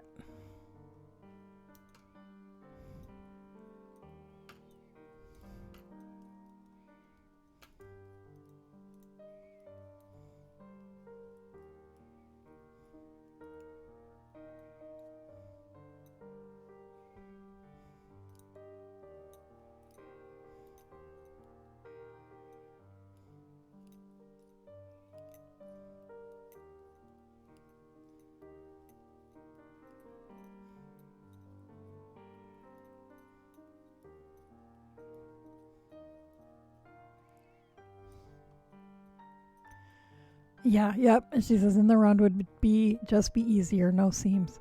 That's my philosophy.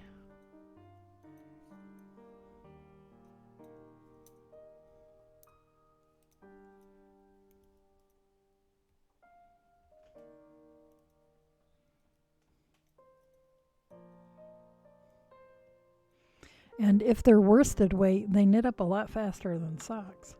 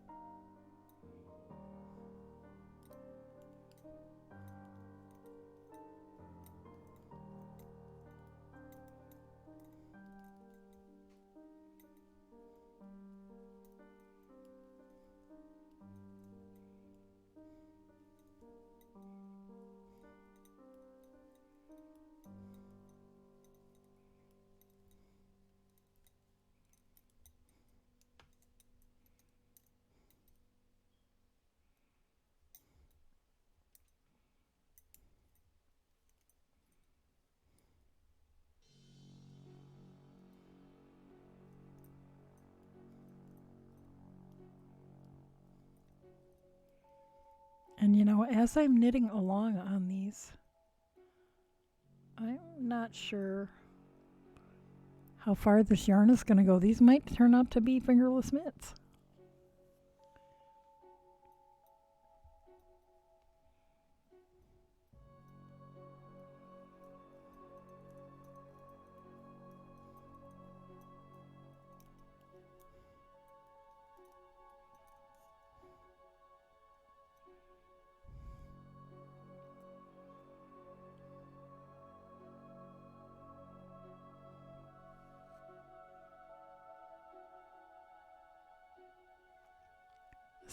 Spanky Roxit says, "Hi. I found you the other day from Rogue. It's my first time watching you. Well, I saw that you had followed recently. Thank you so much and welcome. I'm knitting some mittens that might end up being fingerless mitts because I'm not sure if there's going to be enough yarn. And we're just talking about whatever weird stuff. Because, that's what we do. Talk about weird stuff. And so, welcome. Feel free to jump right in.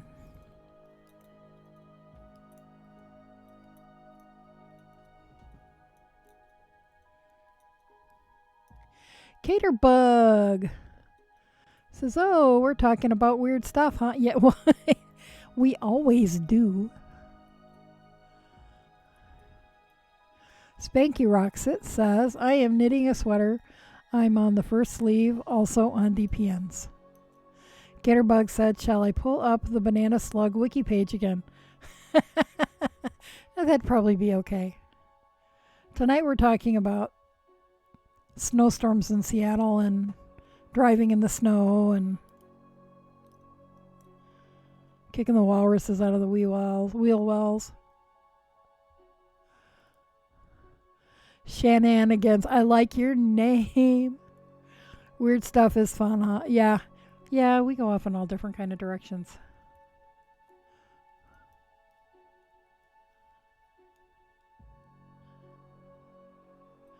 Weird is the new normal. Gatorbug said, "Is snowstorms code for ash storms?" This year maybe.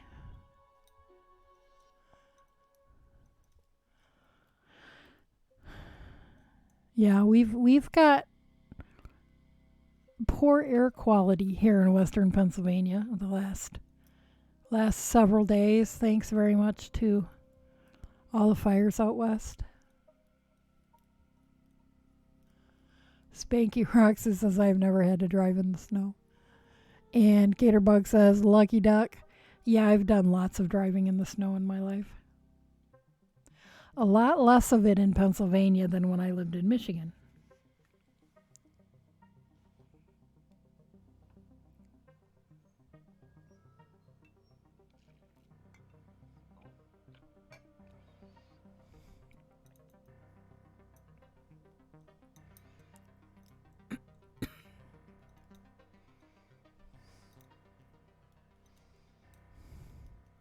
It's so hard to see the chat when I'm using the overhead cam because I have the camera in my face and the microphone in my face and the light glaring. Spanky Roxit says, "But I am trying to move to the east. Not looking forward to driving in the snow though." Whereabouts in the east? I'm sort of in the east. Technically, what am I technically? Mid-Atlantic. I'm technically Mid-Atlantic. Birding Mom said, "No, we didn't get much ash up here. A week of crappy air, but no ash. That was Oregon and California." Shenanigans says, "I'm not nearly as good at snow driving as I am at ice driving, because we only get snow like 3 times a year here, but winter is eternal ice." Well, and to be honest, in my experience too, ice is far worse than snow. And people always told me that in the Upper Peninsula, winter driving is a lot safer because you're driving in snow. It doesn't ever get warm enough for there to be ice under the snow. In other parts of Michigan, there would be, the first, or like a light coating of snow or whatever would melt on the pavement and then refreeze and be ice, and then there'd be snow on top of it. And that can be treacherous. Spanky Rocks, it says Maryland. Woohoo! Have you ever been to Maryland Sheep and Wool Festival? Hopefully they'll have that again someday. I don't know about next year, but in my lifetime, because I miss it. Caterbug said, okay, in the last 3 minutes, your music tonight has had the best names. Why Won't You Die and Danger Noodle. Yeah, I'm using the ambient channel on Pretzel Rocks, and there's some amazing names. Some of them are a little creepy. Spanky Rocks, it says, I am in California now. Can I ask what part of California you're in? I was going to say, I know people all over California, but not so much anymore. A lot of them have left. But I still have a friend in the Anderson. Well, she's not in Anderson anymore. Mount Shasta area. Shannon again says to Spanky Rocks it, depending on where you are in Maryland, you may not deal with a lot of snow, more like ice. LOL, I live in Maryland.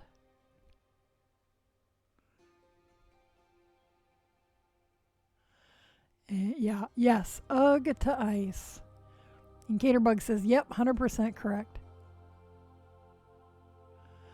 Spanky Rocks it said, no, I was planning to go this year, but not happening. Yeah, I was supposed to weave on my guild's sheep to shawl team at Maryland this year. But no. And I'm hopefully next year, but I'm not holding my breath. It's sounding like a lot of big shows are holding off until like 2022.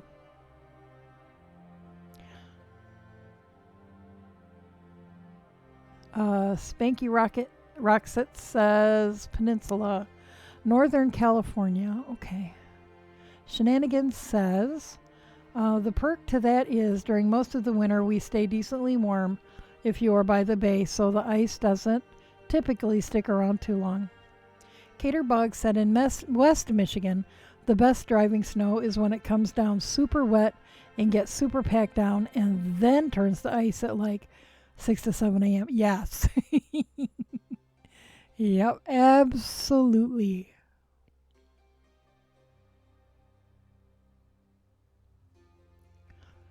Caterbug, you're in the Grand Rapids area thereabouts, aren't you? Somewhere around there. I got if things ever change, I have some friends up that way. I'm hoping to get up. Maybe we could do a socially distanced coffee. Baba Mate said I need to work on my color work. Yeah, I couldn't tell you how long it's been since I did any color work.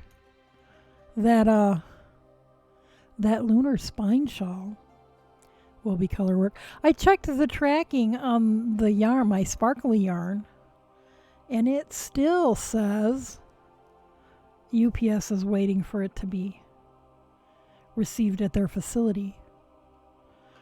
I'm wondering if they picked it up and just didn't scan it. It'll probably show up and still say they're waiting for it.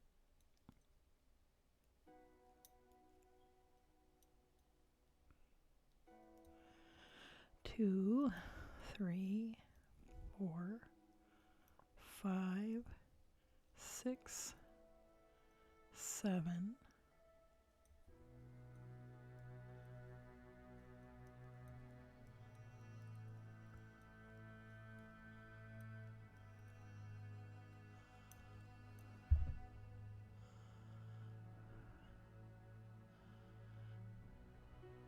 Yeah, Birding Mom is a San Francisco Bay Area refugee now in Tacoma.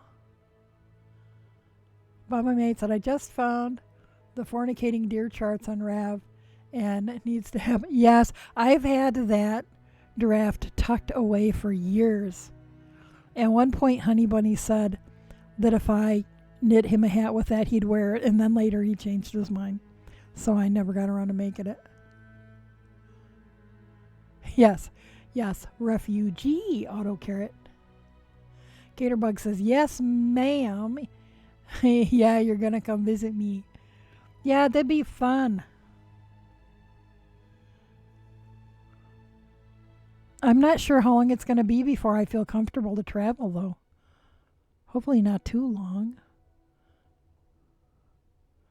I got places to go, family and friends to see. Veggie says, that ice be thick. Where are we? Caterbug. LOL, Veggie Zombie, that's sexy thick ice. Yeah. Yeah.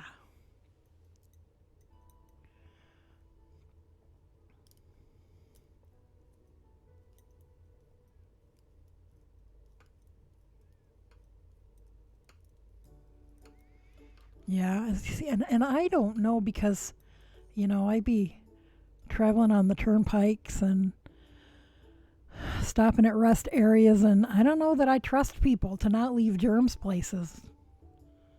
And, in addition to not wanting to get sick myself, I don't want to communicate it to any of my friends and family either. Spanky Roxit says, I was planning on looking for a house in April, but that all got put on hold. Yes. Yeah, and here, I don't know about other states, but here in Pennsylvania, real estate was shut down. Realtors weren't allowed to show houses or anything for, I think, into June. They are now. I know they are now. Caterbug said, my cat just stole my crochet project again. It's because you're not paying attention to the cat. But the granny hexie right off my working yarn and took it somewhere. Oh no! Bad kitty. Oop, no, kitty, you're not a bad kitty. Where'd she go?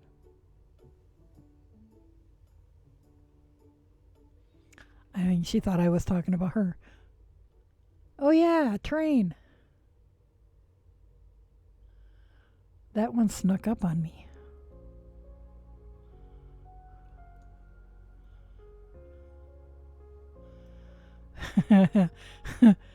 This Spanky Rocks, it says, wow. Yeah, see, there it is. What time is it? 1:23. It's late. Oh geez, we're late for a break. Shannon again says, my cats usually just curl up on my work and start purring. Oh man, if I bring in raw fleece that still has the lanolin, still smells like a barnyard, my cat gets in it and does this. She's looking for her mama. I keep telling her, I said, were you born in a barn, kitty? Your mama is not in that bag.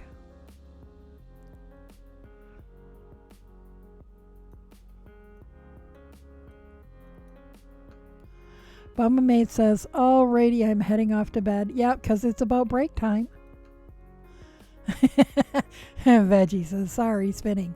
Break time. Yeah, let me finish this round and then we'll take a break. Because it would be terrible if I peed my pants. Bumma Maid said, I found a few mitt patterns and the naughty deer. Yeah, that naughty deer I think has been around pretty much since the beginning of Ravelry. Shannon said, I have one cat that adores one of my shawls I'm working on now. I can't pull it out if he's in the room because he immediately darts into it. Aw, but that's so cute. Bama Mate said, and oh my god, I can't wait for Dork to put up her cursing Morse code sock charts. That is such an excellent idea. For anybody that doesn't hang out with Dork and hasn't seen it, she is knitting socks where she has translated swear words or curse words or cuss words, depending on where you live, into Morse code and knitting them into the socks as color work. I think that's just priceless, because she said then she can wear them when she's around family and they won't know how she feels. Ha ha ha ha ha. Caterbug said, it's my tuxedo cat. He is uncontrollable around certain colors I dye. Drives me bonkers. I wonder if he's attracted to the colors or if those certain colors smell different. Caterbug says, subversive sock knitting. I approve. Wonder if she's hiding in here. Oh, it's probably too early still. Because Dorkalicious Fiber Arts is in... Where is she? She's in England? It's the colors, huh? Okay, gotta get to the end of this row.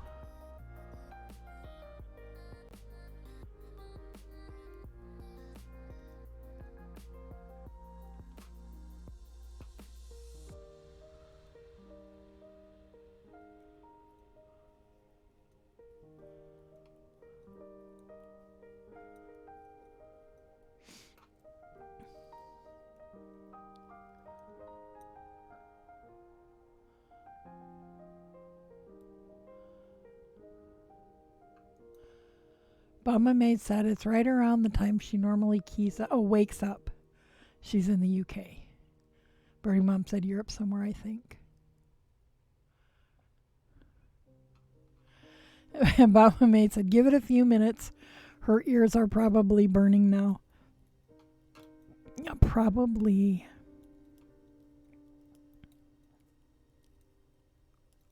Yeah, she often streams right around the time I'm trying to go to bed. Okay. We're gonna take about a 10-minute break. And, because it's when people always come in when I'm trying to take a break or trying to log off. It's like, oh, raid. Oh, look, another raid. I really need to go to bed. Anyway, about 10 minutes or so, and I'll be back. And I will put on the Be Right Back screen, and I'll mute the microphone so you don't have to hear me tripping over everything, climbing out from behind my desk, and I'll see y'all in a few.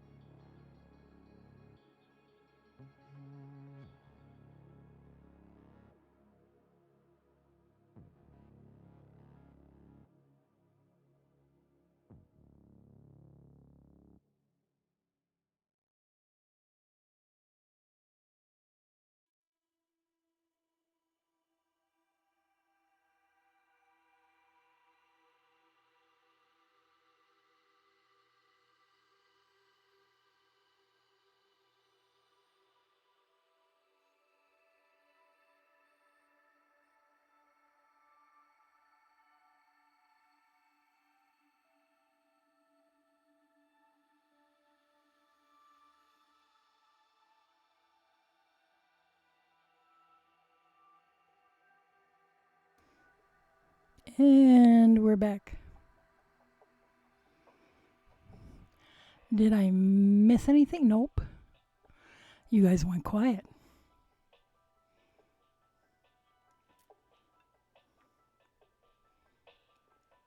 As soon as I turned the camera off, the cat got right up here and laid. But, then I came back and started playing with stuff, and apparently I bothered her. Yeah, the cat. Sometimes she thinks it's her stream because, it's kind of named after her.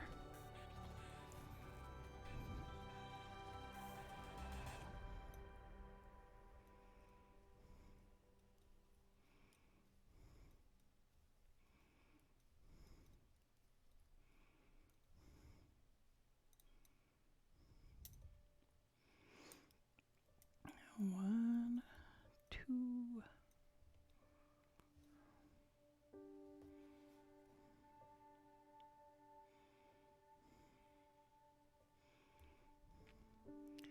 One, two, 3, 4, 5, 6, 7, 8,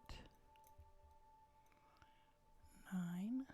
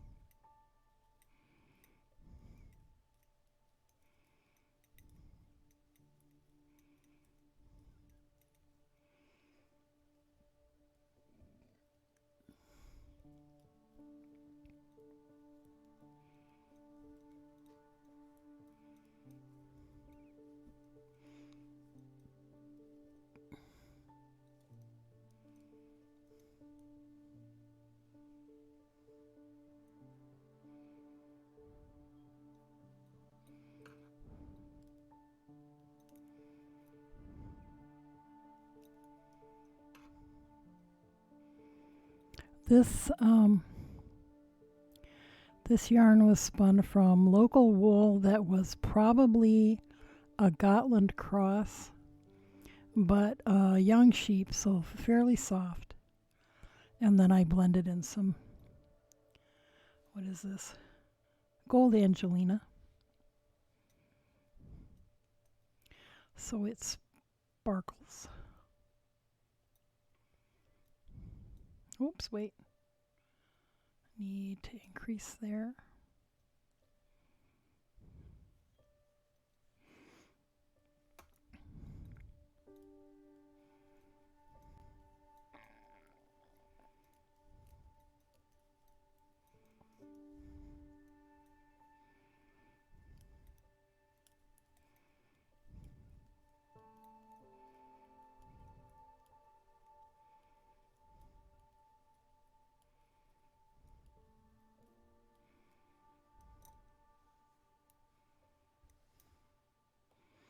And I spun this yarn on stream, I think back during the first of this year's Tour de Fleece events.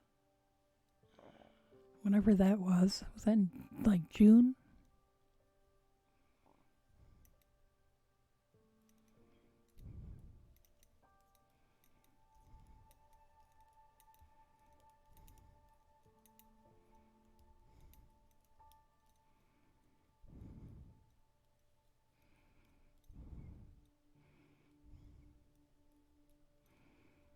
Burning Mom said, I'm knitting cat boardy socks from a 2008 magazine. I forgot how cramped those patterns are. We are so spoiled now.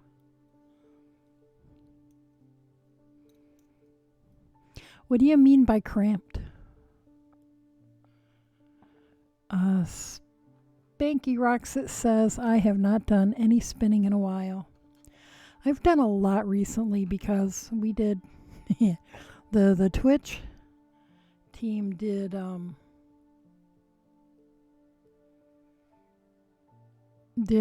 Tour de Fleece twice. We did it at the beginning during the time when Tour de France normally would run, and then we did it again when the cyclist actually rode, which was just over the last several weeks. I think Saturday or Sunday was the last day. She said mostly knitting and sewing. I am needing to do a bunch of knitting and a bunch of sewing and a bunch of weaving. Just am not getting it done.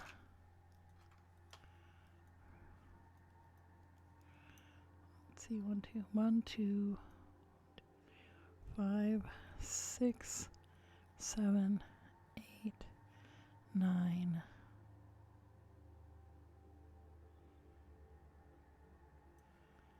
10,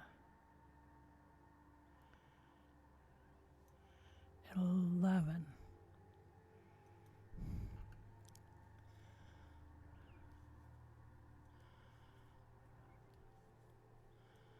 Birding Mom says like a whole sock pattern, including 2 charts on like a page worth of space.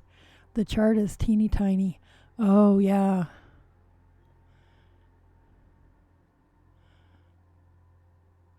Do you have could you scan it and blow it up? Yeah, Caterbug says, do you have the digital file?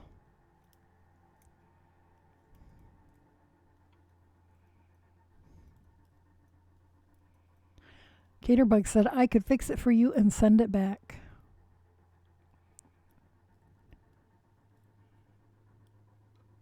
And no question mark intended.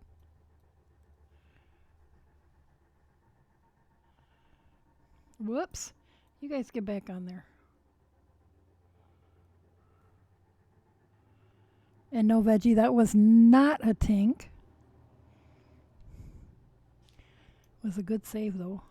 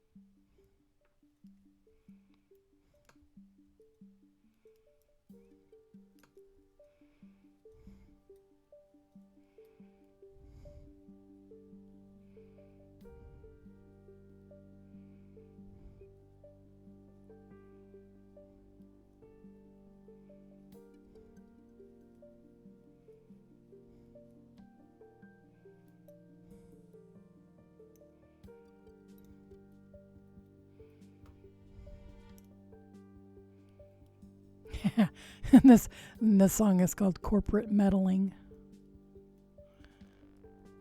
That just strikes me as funny for some reason.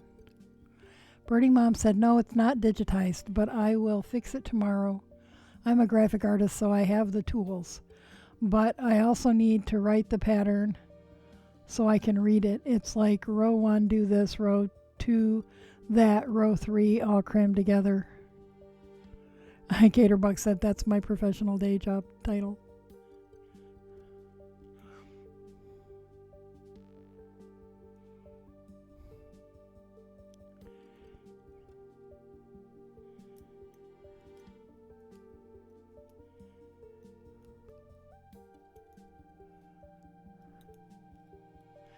And Caterbug says, oh, sweet. High five, fellow graphic designers.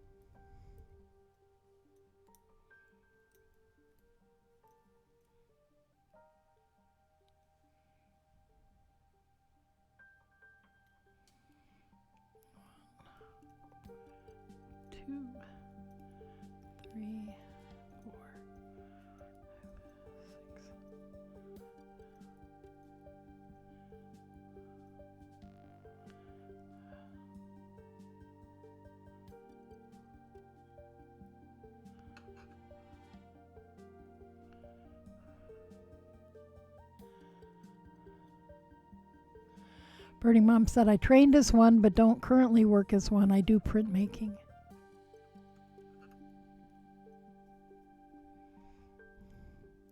And you said printmaking, and suddenly I could smell the inks. The inks and the turpentine and stuff. Although, no, I think we used in my printmaking class in college, the instructor had like a squeeze bottle that I think it was kerosene mixed with hand cream. And we'd use to wash our hands to get all the ink and stuff off. Gatorbug says, that's awesome. I stabbed myself so many times in my printmaking class in college, lol. I only took one semester of printmaking. I really liked it, but I didn't really like the instructor. But we did metal plate etching and stone lithography. And I don't think anybody does. I think isn't it all digital now?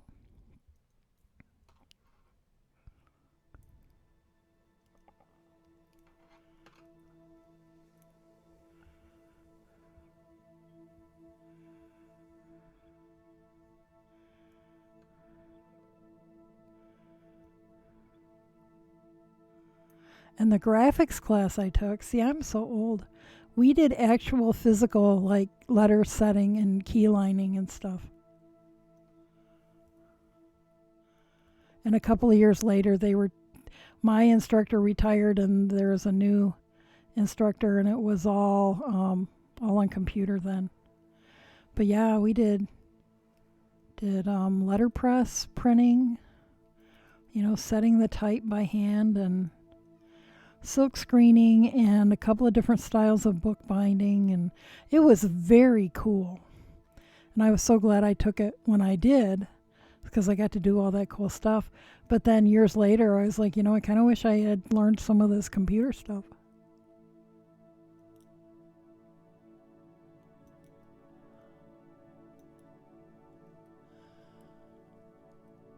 Spanky Roxit says, this first sleeve is taking forever, especially since this is the second time I am knitting it. Oh no! What happened? Birding Mom said, back when OSHA was not on it, lol, I'm so surprised we survived the 70s and 80s. That is for sure. Gatorbug said, my class was 0% digital, all hands-on. Woodblock Lino, can't remember what. Also, that's cool. Yeah, I've done linoleum block. I haven't ever done wood block.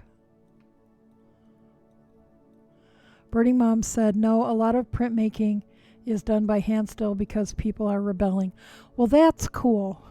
Well, and I think that there's this thing happening amongst the youngest of the millennials and the oldest of the Gen Zs that, they've grown up in such a digital world that they want to get their hands on stuff now. And there's this huge influx of young people into blacksmithing and pottery and fiber kind of things. And they're buying music on vinyl. I would say, well, I don't know what percentage, but a huge percentage of the vintage albums that we sell at the gallery are high school and college students.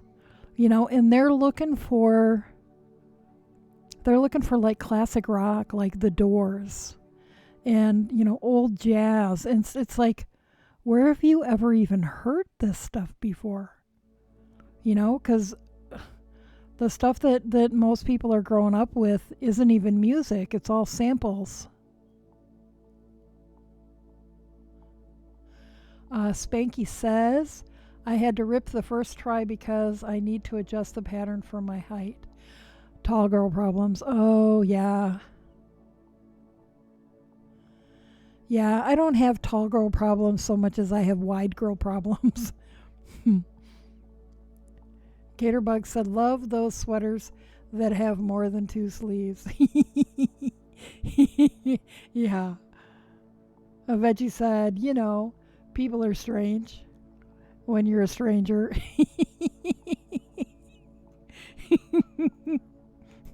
Are you old enough to know that, Veggie?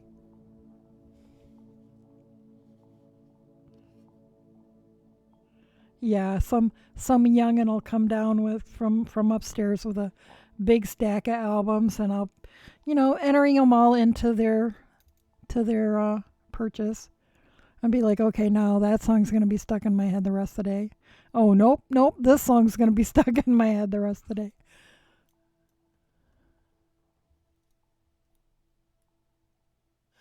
Gatorbug says, yeah, because we're quickly realizing that we do indeed live in the Matrix and we're unplugging ourselves. And that makes me so happy that y'all are unplugging.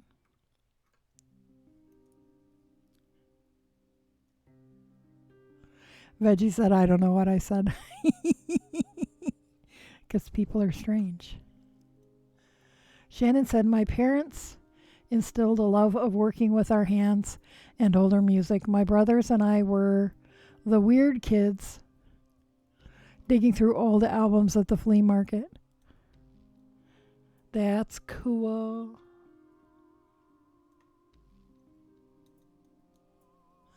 That's cool. You had cool parents.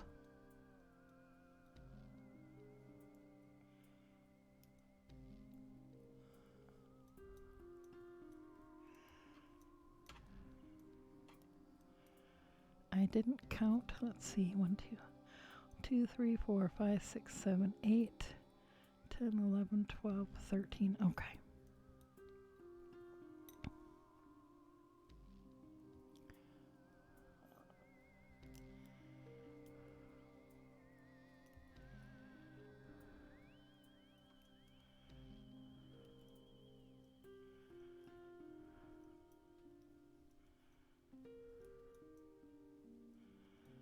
Yeah, well, we need more young people in our Spinners and Weavers Guild.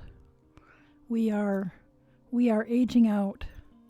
We've still got some of the original members who are in their 80s.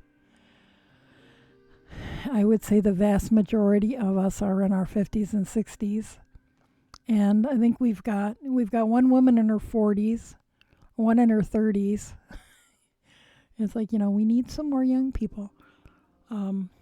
There is a guild, however, and that's a problem that a lot of fiber guilds are having. There is a new-ish guild on the north side of Pittsburgh that is much younger and hipper than we are. Like they had their meetings during quarantine on Zoom.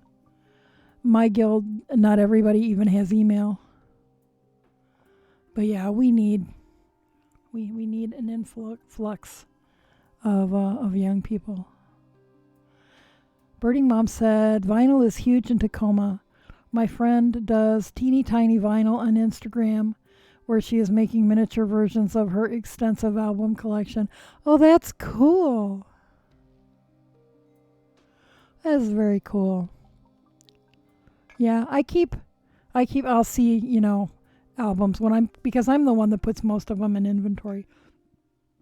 And, it's not unusual for me to have a stack of the ones I'm pulling out for myself. But, we haven't. Well, in our apartment, my husband's got a really good stereo from, back in the 80s, the component systems. But in our apartment, it was never hooked up to the speakers because the walls, he always said the walls were made from Kleenex and spit. Everybody could hear everybody else's business, and there's no way we could have, played music anyway but in headphones. So we figured when we, moved into our house, we would, we'd be using the hell out of the stereo. We still haven't hooked the speakers up. It's been almost 5 years. So I'm starting to amass this collection. Picking up all this great old Bowie. Although it's not as cheap as it was before he died. Shannon said, I knit, crochet, and sew. One brother can play almost every instrument he can get his hands on, and another brother is good at sculptures. Cool. Cool. There are a lot of women learning how to can and otherwise preserve food too, and that makes me very happy. Caterbug said, I did not have cool parents, but my mom did pave the way for my yarny life when she suggested we take a knitting class. Week I was 11. I'm pretty sure she was just sick of me always being bored, driving her crazy. Yeah, that could be, but still, it got you where you are now.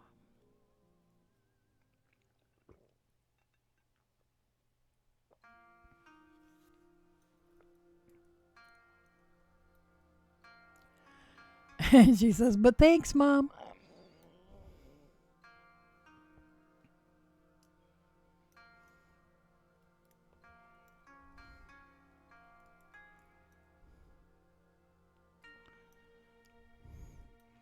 Yeah, and I'm noticing that it's not at all uncommon for the Gen Z kids to want to renovate a van and live in it and travel around the country. My stepdaughter amongst them. I'm like, but, can I go with you? I would be very attracted to that lifestyle if I didn't need room for spinning wheels and looms and,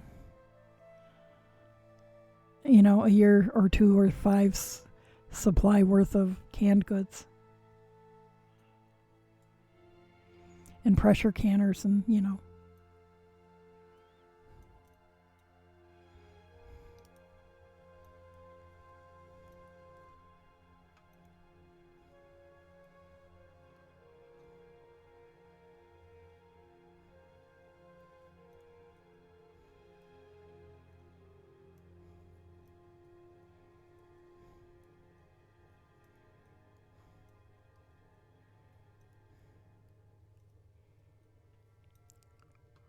6,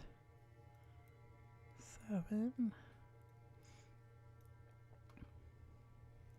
8, 9, 10.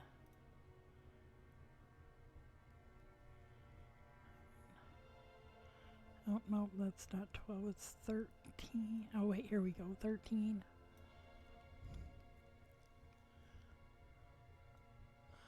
Shannon said, I was always into drawing, painting, and my parents really fostered that. I got 90% of the way through my art degree when depression hit and I couldn't look at paint or charcoal any longer. I found a love in yarn that didn't give the same pressure to not mess up because I could just rip it back and try again. Well, that's cool. I started out majoring in drawing. And then one semester I couldn't get into the drawing class, the figure drawing class I needed. And so I got bumped into a fiber class instead. And I never looked back. So I ended up majoring in what they called at my school fiber design, basically textile art. Gatorbug said, does anybody have any tips on how to avoid excessive twisting when pulling two strands from the same cake of yarn? Veggie says, use a button. You mean like just thread each strand of yarn through a different hole in the button? Because that sounds like a plan. Caterbug said, while depression sucks, at Shannon, that's really amazing. And then says to Veggie, a panic button? Veggie says, ha ha ha ha, no. A button.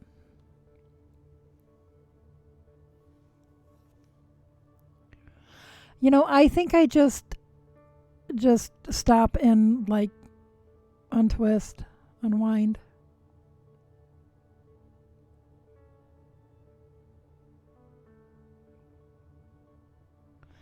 Birding Mom said, I use a salad spinner to hold the yarn and just untwist every couple of rounds. Oh, that's clever. And Kate says, okay, but how? A veggie said, use the holes to keep the strands separate. And Kate says, Birding Mom, winner.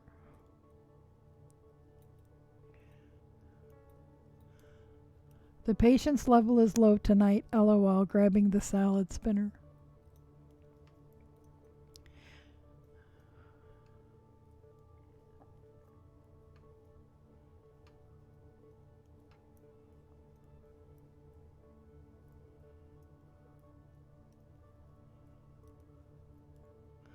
Yeah, that happens when you're if you're winding a warp for weaving and in winding more than one yarn at a time, and they'll twist like that, which makes a nightmare when you're trying to wind it onto the beam. So there's a tool that does the same thing the button would do, but it's like a wooden thing, a wooden handle with a small piece, like if you think of like the small piece of a heddle for a rigid heddle loom, and you just thread the different threads through however many you have through the holes and use that. I think it's called a warping paddle, but does the same thing a button would do. Kate says, actually, I'm going to hop off, I think. It was nice seeing you all. Y'all got a little bit tonight for. Good night, Kate. It's nice to see you. And I'll let you know when it could be anywhere from between next month and 2 years from now by the time I get up there. But I'll let you know, and we can have coffee. And it'd be even lovelier if things were such that it didn't have to be socially distanced. Although I'm not holding my breath for that. Shannon said, Kate, it really changed a lot for me. I floated around kind of lost for about a year before realizing the knitting wasn't as difficult as it seemed. I had always tried learning after spending years watching my great-grandma, but seeing hands doing it instead of reading in a book really changed it for me. Birding Mom said, good night, Kate. And Kate said, yeah, definitely. I am so ready to be done with this plague.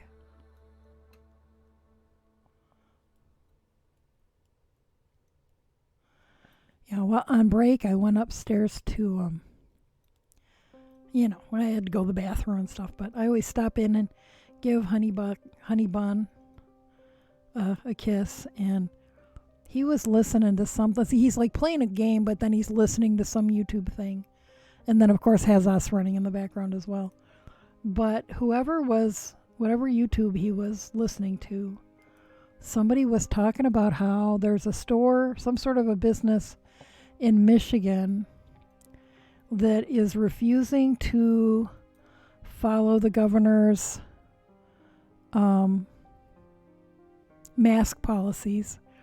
And they are stating that the identification of their customers is critical to their business, and people are required to take their mask off when they enter the business, and that they refuse to, if she tries to fine them or take away their license or whatever, that they refuse to adhere to, whatever, blah, blah, blah. And I'm like,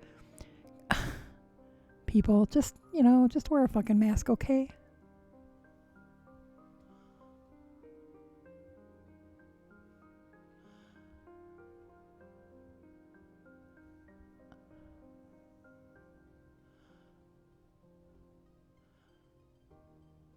Veggie said depression is duty. Yes, it is. See, I never used to think that I got depression and my therapist would say, well, you're depressed. And I would say, but I'm not. And she'd say, yes, you are. Because I don't get sad, and I guess I thought depression was being sad.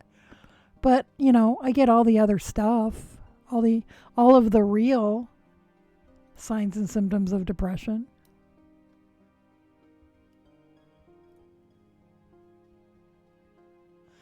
Birding Mom said to Shannon, "It's been a big change for me. Depression is no joke." Veggie said, "Same." Spanky said, "Whoa, not shopping there." Yeah, me either. I didn't catch what business it was, but I'm going to guess that it's probably in the news, so it won't be too hard to find out. But it's in Michigan and I'm not, so. But, all of my family and many, many, many friends are in Michigan.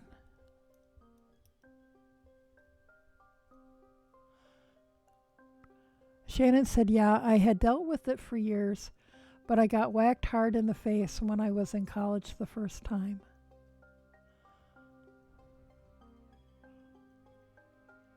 Were you like away from home and like on your own for the first time and stuff? I think that I think that happens to a lot of people to one degree or another.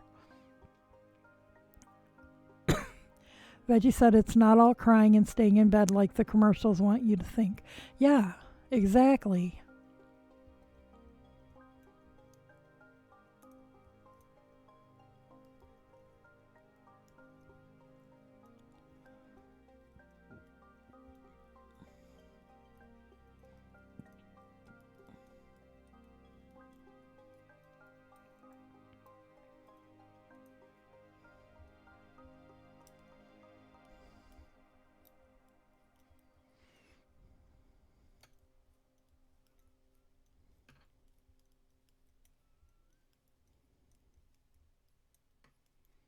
Yeah, and my first sign is always it.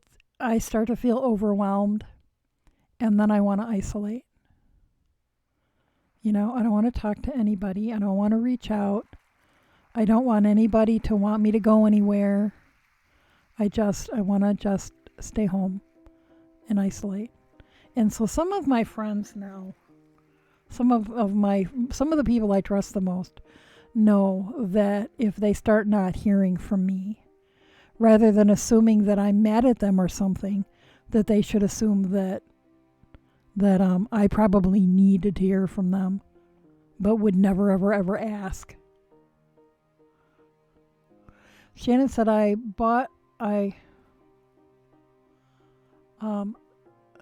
depression. Oh, that bout of depression brought on a lot of bad decisions, which actually included me moving away from home and have stayed away with my ex. But if I hadn't done that, I wouldn't have found the group of women who taught me how to knit. So it led to some good things. Haha. Well, yeah, and those are kind of miracles. Sometimes good things can, which doesn't excuse, like if it's a situation where, I mean, you didn't say your ex was abusive or anything like that, um, but you're saying that the moving to a different state with that ex was a bad choice, but in the middle of that bad, you found something really good, and that doesn't excuse. I mean, that doesn't make the bad stuff okay. So it's hard to figure out how to say what I mean in that regard.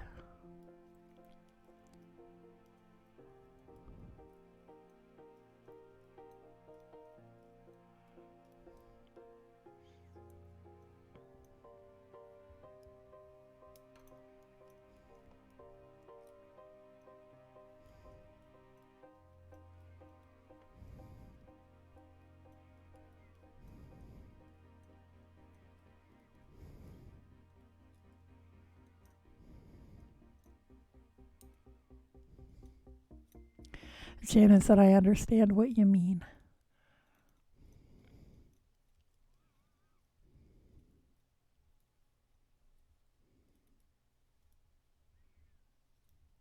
Birding Mom said, "Life is not a straight path, and we learn good and bad along the way." Yeah.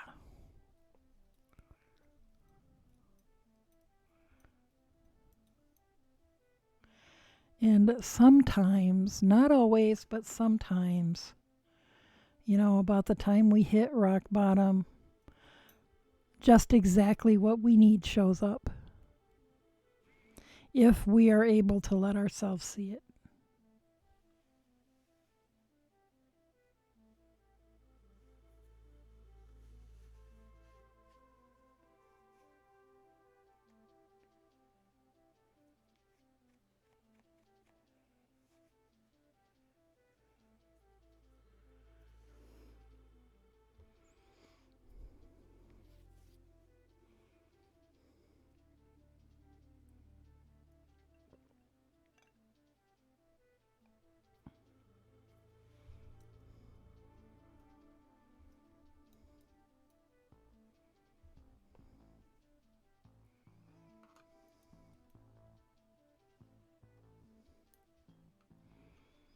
Yeah, life is absolutely not a straight path.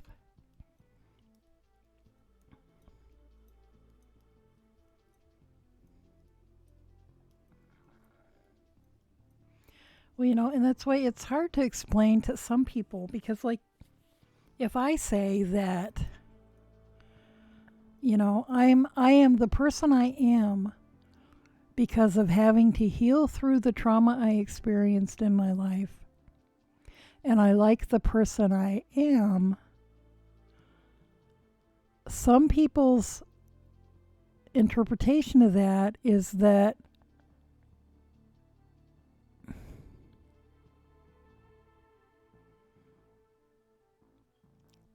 it's like that it starts to turn into blaming the victim because you chose the things that happened to you so that you could achieve spiritual growth, and those sort of things. And I think that that's victim blaming. Yes, I think that the life is about growth, is about growing and learning. But that doesn't mean that, anybody who causes you pain should be excused because they gave you that opportunity to grow. I think that's bullshit. But it wasn't experiencing trauma that led me to where I am now. It was my own choice to heal. And healing is what got me where I am. If that makes sense. That was sort of a leap from what we were talking about,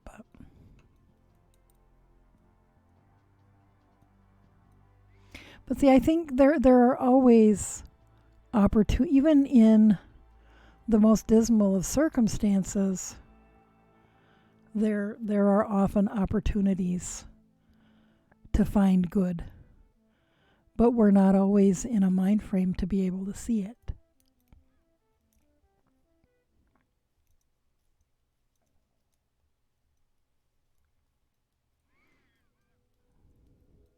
And I say often because, I know there are circumstances where there's absolutely no light to be found. But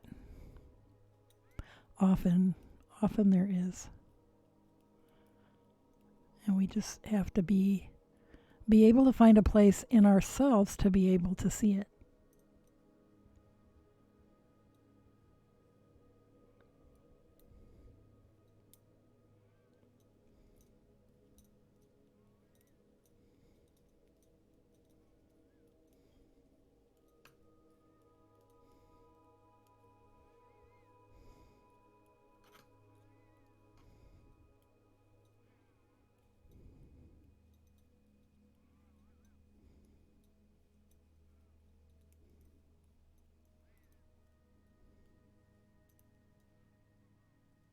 I guess maybe a better way to say it is, like Birding Mom said, there's we learn good and bad along the way, and if I can choose either to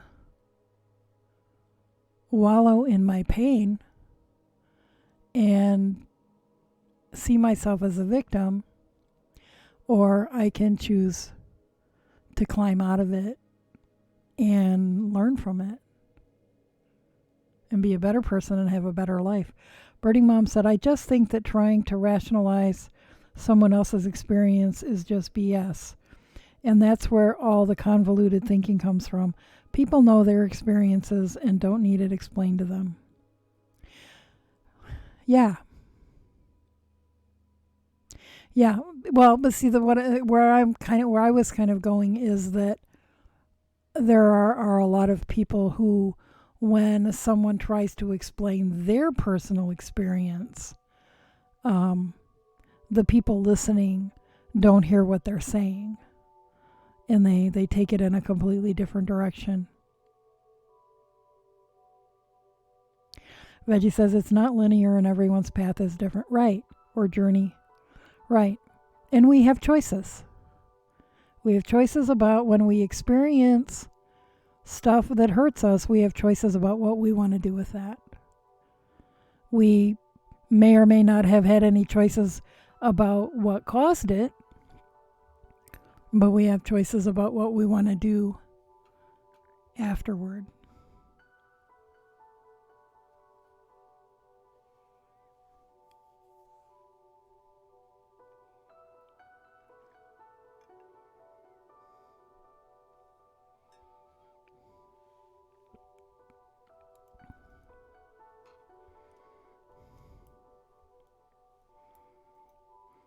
And a good therapist, should someone decide to seek therapy, a good therapist is one who will help you find your own way, not one who will show you the way.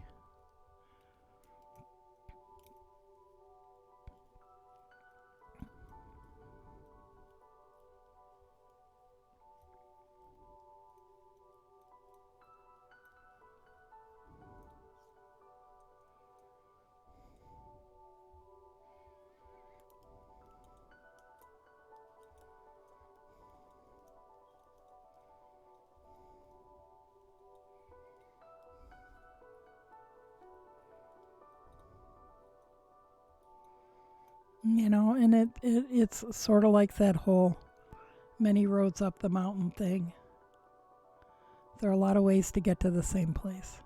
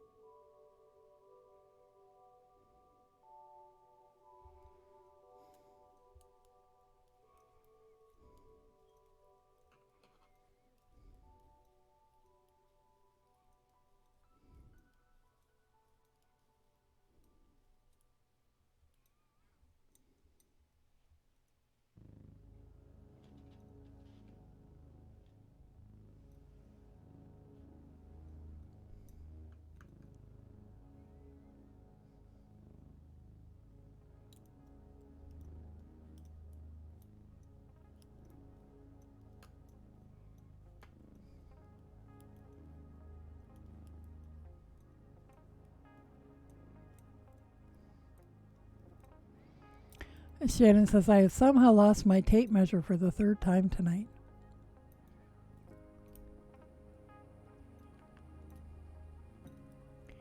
Is it down the seat cushion?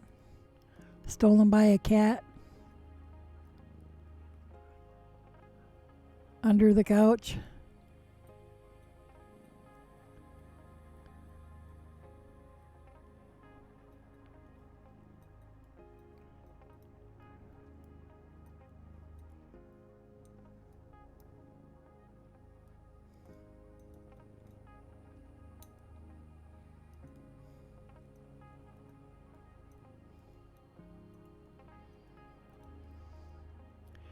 And Shannon says, this is what I get for switching projects every hour or so today.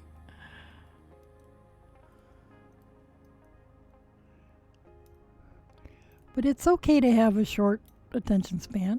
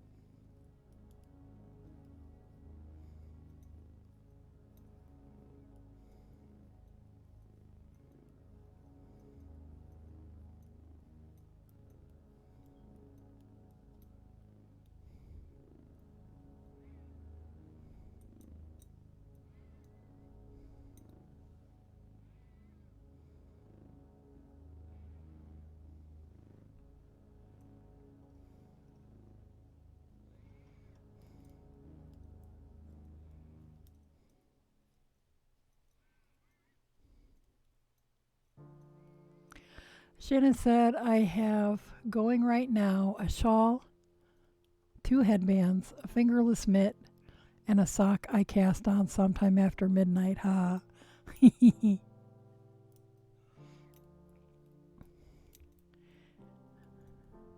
Yeah, that's typical for me.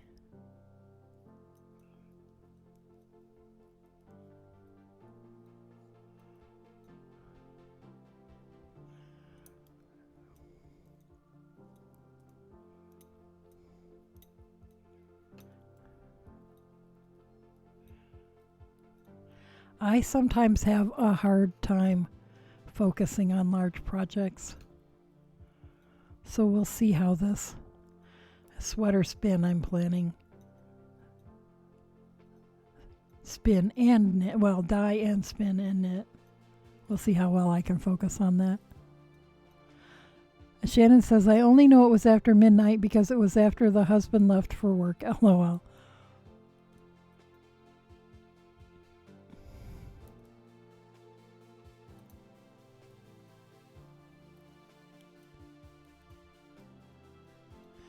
Burning Mom says, and I don't see any problem with having a baby work in progress pile to rotate through. Yep.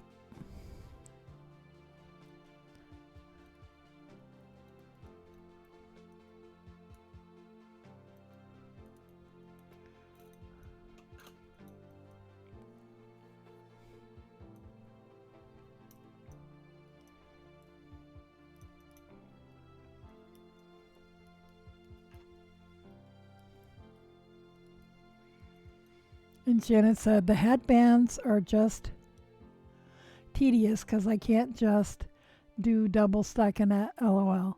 I keep purling when I try to read instead of slipping purlwise.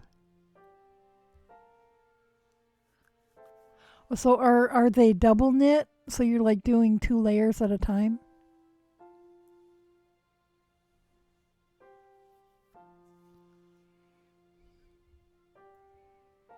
Who was somebody around here was knitting some socks double knit, weren't they? For just for the challenge or something? I can't remember. God, my short-term memory is so unreliable.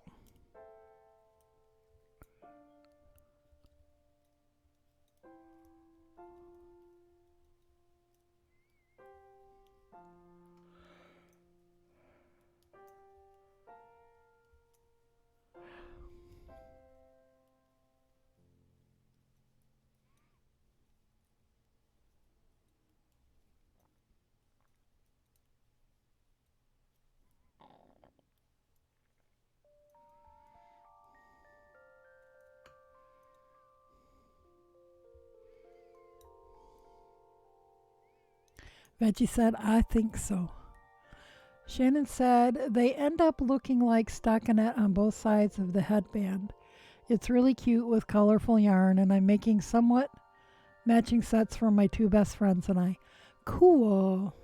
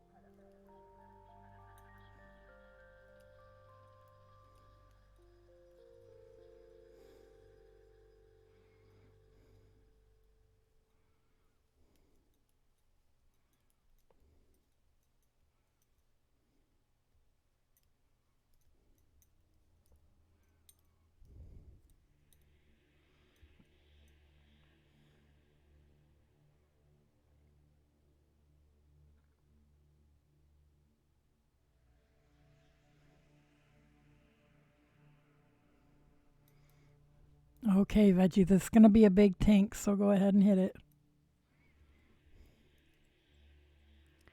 to undo this whole needle because I didn't count it.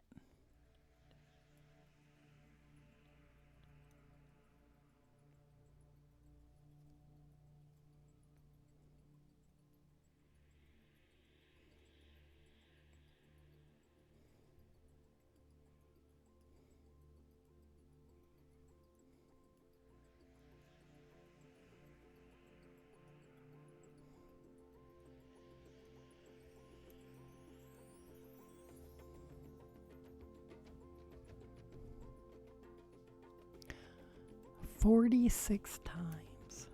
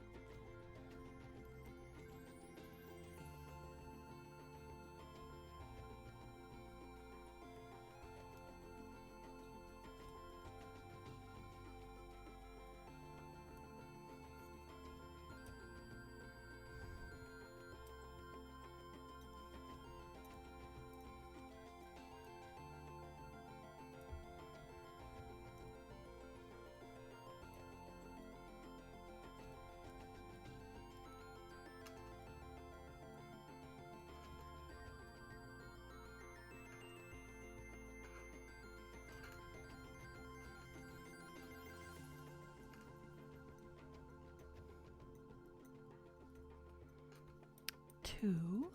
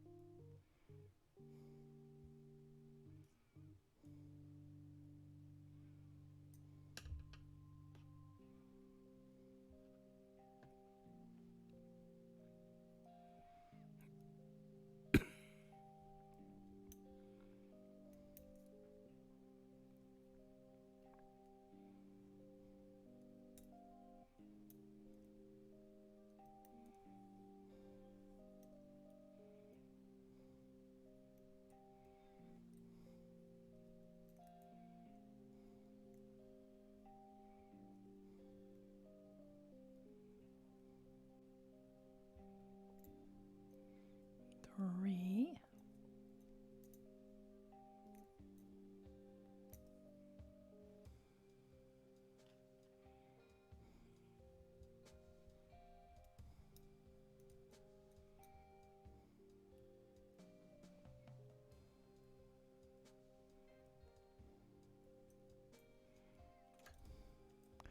Shannon says, "Well, I am going to head to bed. Good night, everyone."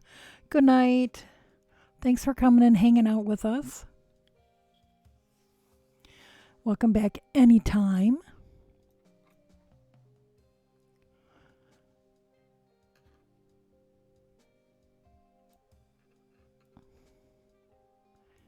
and have a lovely night and sleep well and get good rest and stay safe.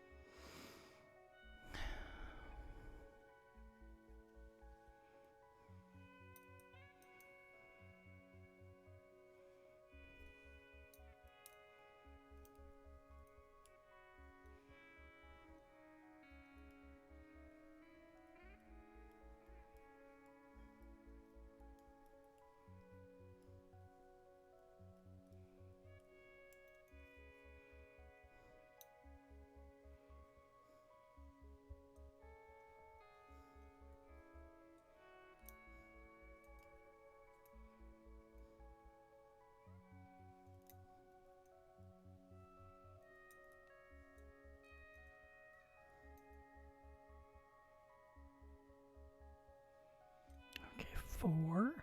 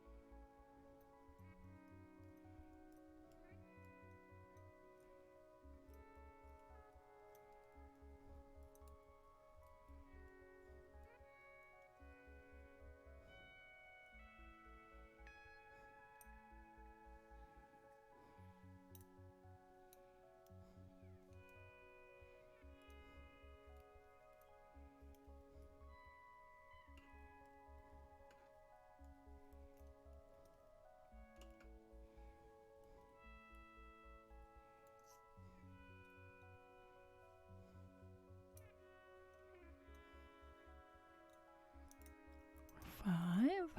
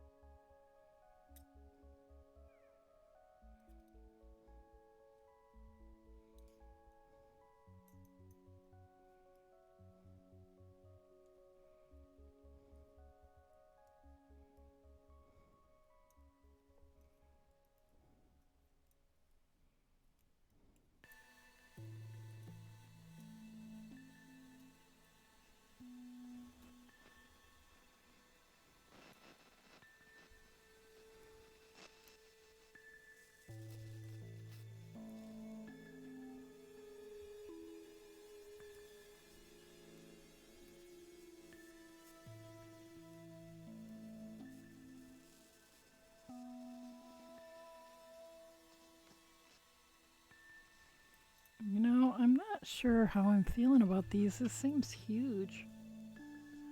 Oh, maybe not.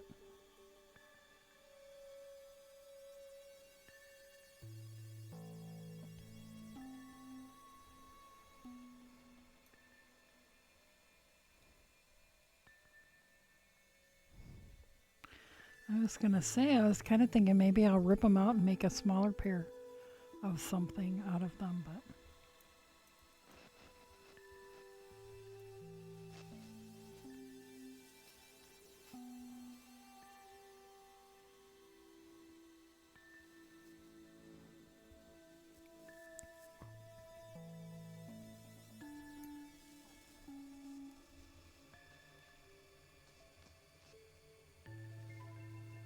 Four, five, six, seven.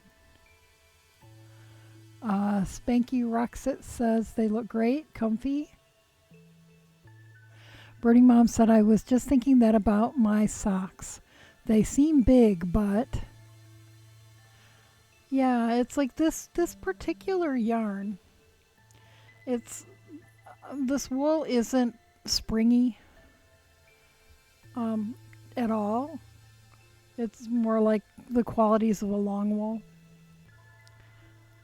And actually, Gotland might be a long wool. Uh-oh. Where'd I mess up? There.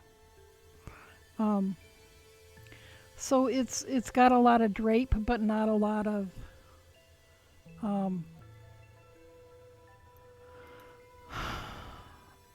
I can't think. I want to say resilience, but that's not the right word.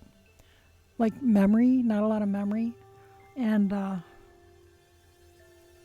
so it behaves differently when I knit it. Maybe I should just like spin it finer and weave scarves out of it or something. Birding Mom said it's official. I hate my flexi flips.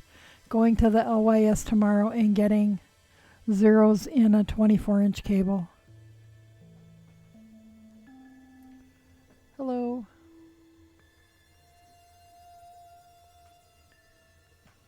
What? Yeah. Yeah, for I don't know, 10 more minutes or so.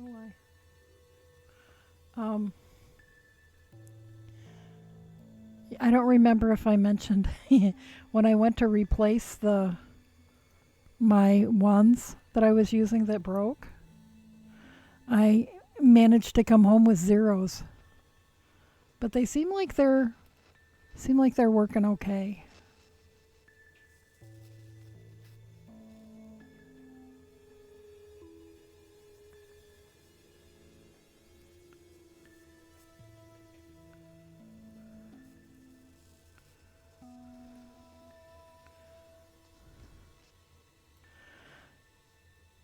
And Spanky says, I like FlexiFlips. Yeah, they're one of those things that people either really like or really don't like, it sounds like. I have not tried them.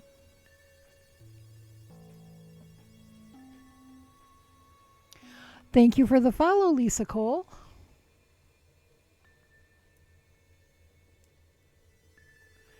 Thank you for the follow and welcome to the family.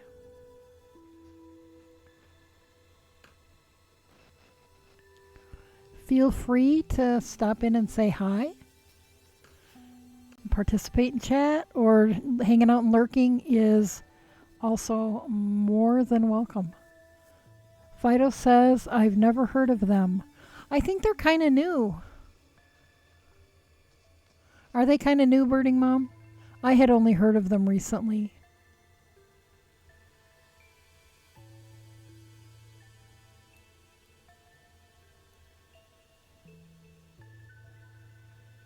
They seem like they would be floppy, and so I've assumed that I probably wouldn't like them because I like more solid in my hands. You know, so even the little tiny circulars that I have to hold like this have taken a while for me to adjust to.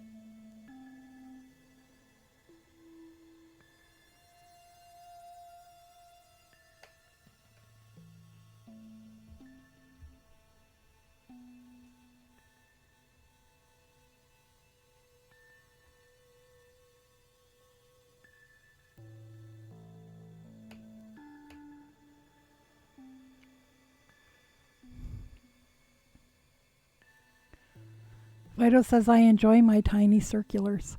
I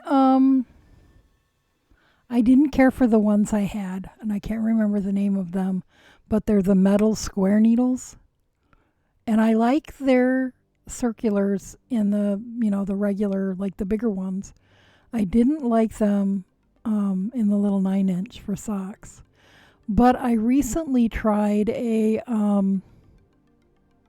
the Chow 9 inch, and I like that a lot better. Birdie Mom said they're recent, within a couple of years, and I find them floppy and my stitching comes out messy for socks. That's what I was kind of thinking my experience would be, so I haven't tried them.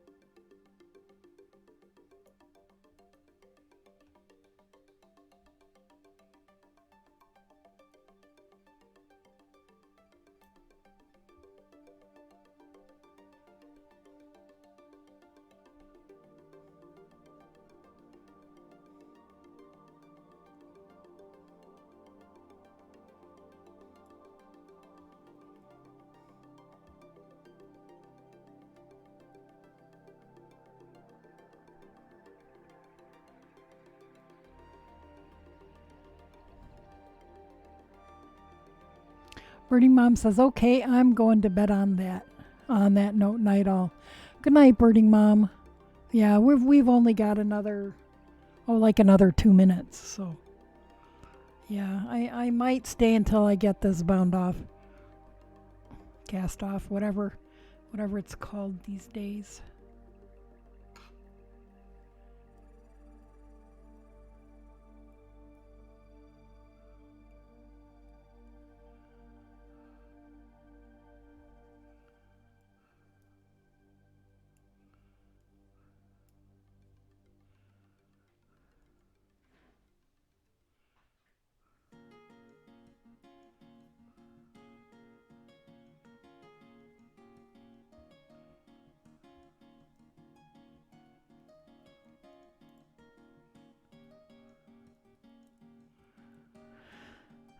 So good night, Birding Mama. We'll see you.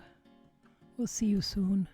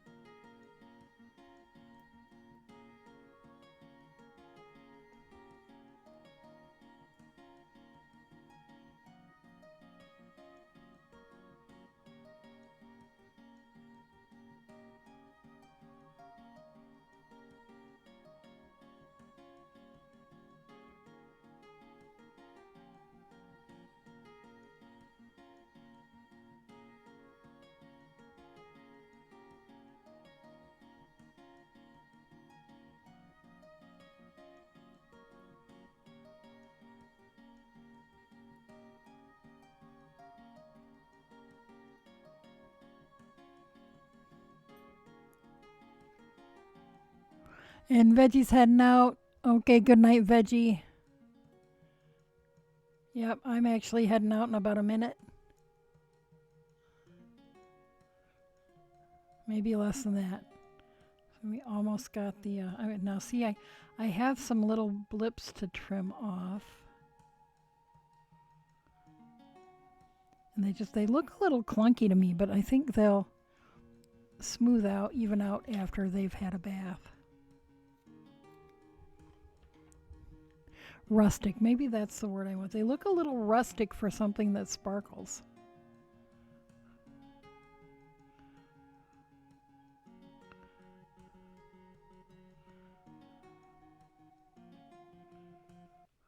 So, anyway, that's them, and when they're on, they, minus the little tails that need to be trimmed, they look like that. Because that doesn't look so bad on camera. So, okay, well, it's time for me to go. Oh God, I have to. Yeah, very sparkly. I like I don't wear sparkly, but I'm like a magpie. I love spinning and knitting and weaving with sparkles. But I don't really wear them much to speak of. I'm more of a tree hugging dirt worshiper kind of a granola person. Okay, so I'll be back tomorrow night, about 11 p.m. Eastern time in the U.S. Tomorrow's Wednesday, right? Or I guess it's Wednesday now.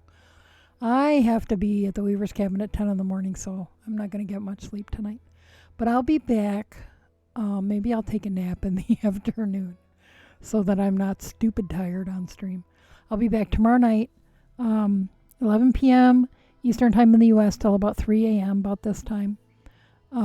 Thursday night is my short night, 11 p.m. until 2 a.m., because I have to work Friday morning. So then I take Friday and Saturday off, for those of you who might be new here. I take Friday and Saturday off, and then I'll be back Sunday.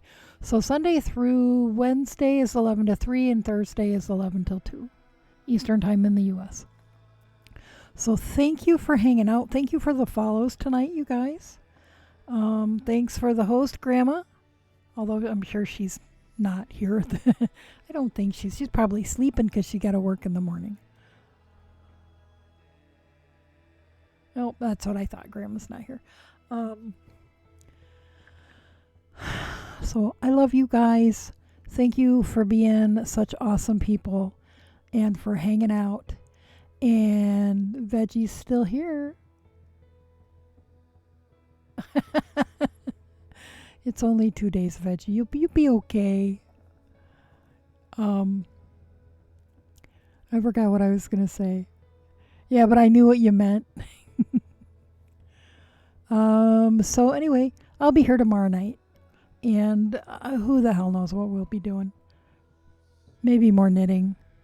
Maybe I'll decide I want to spin some more on that pretty red stuff. Veggie's passing. Veggie can't type because she's passing out.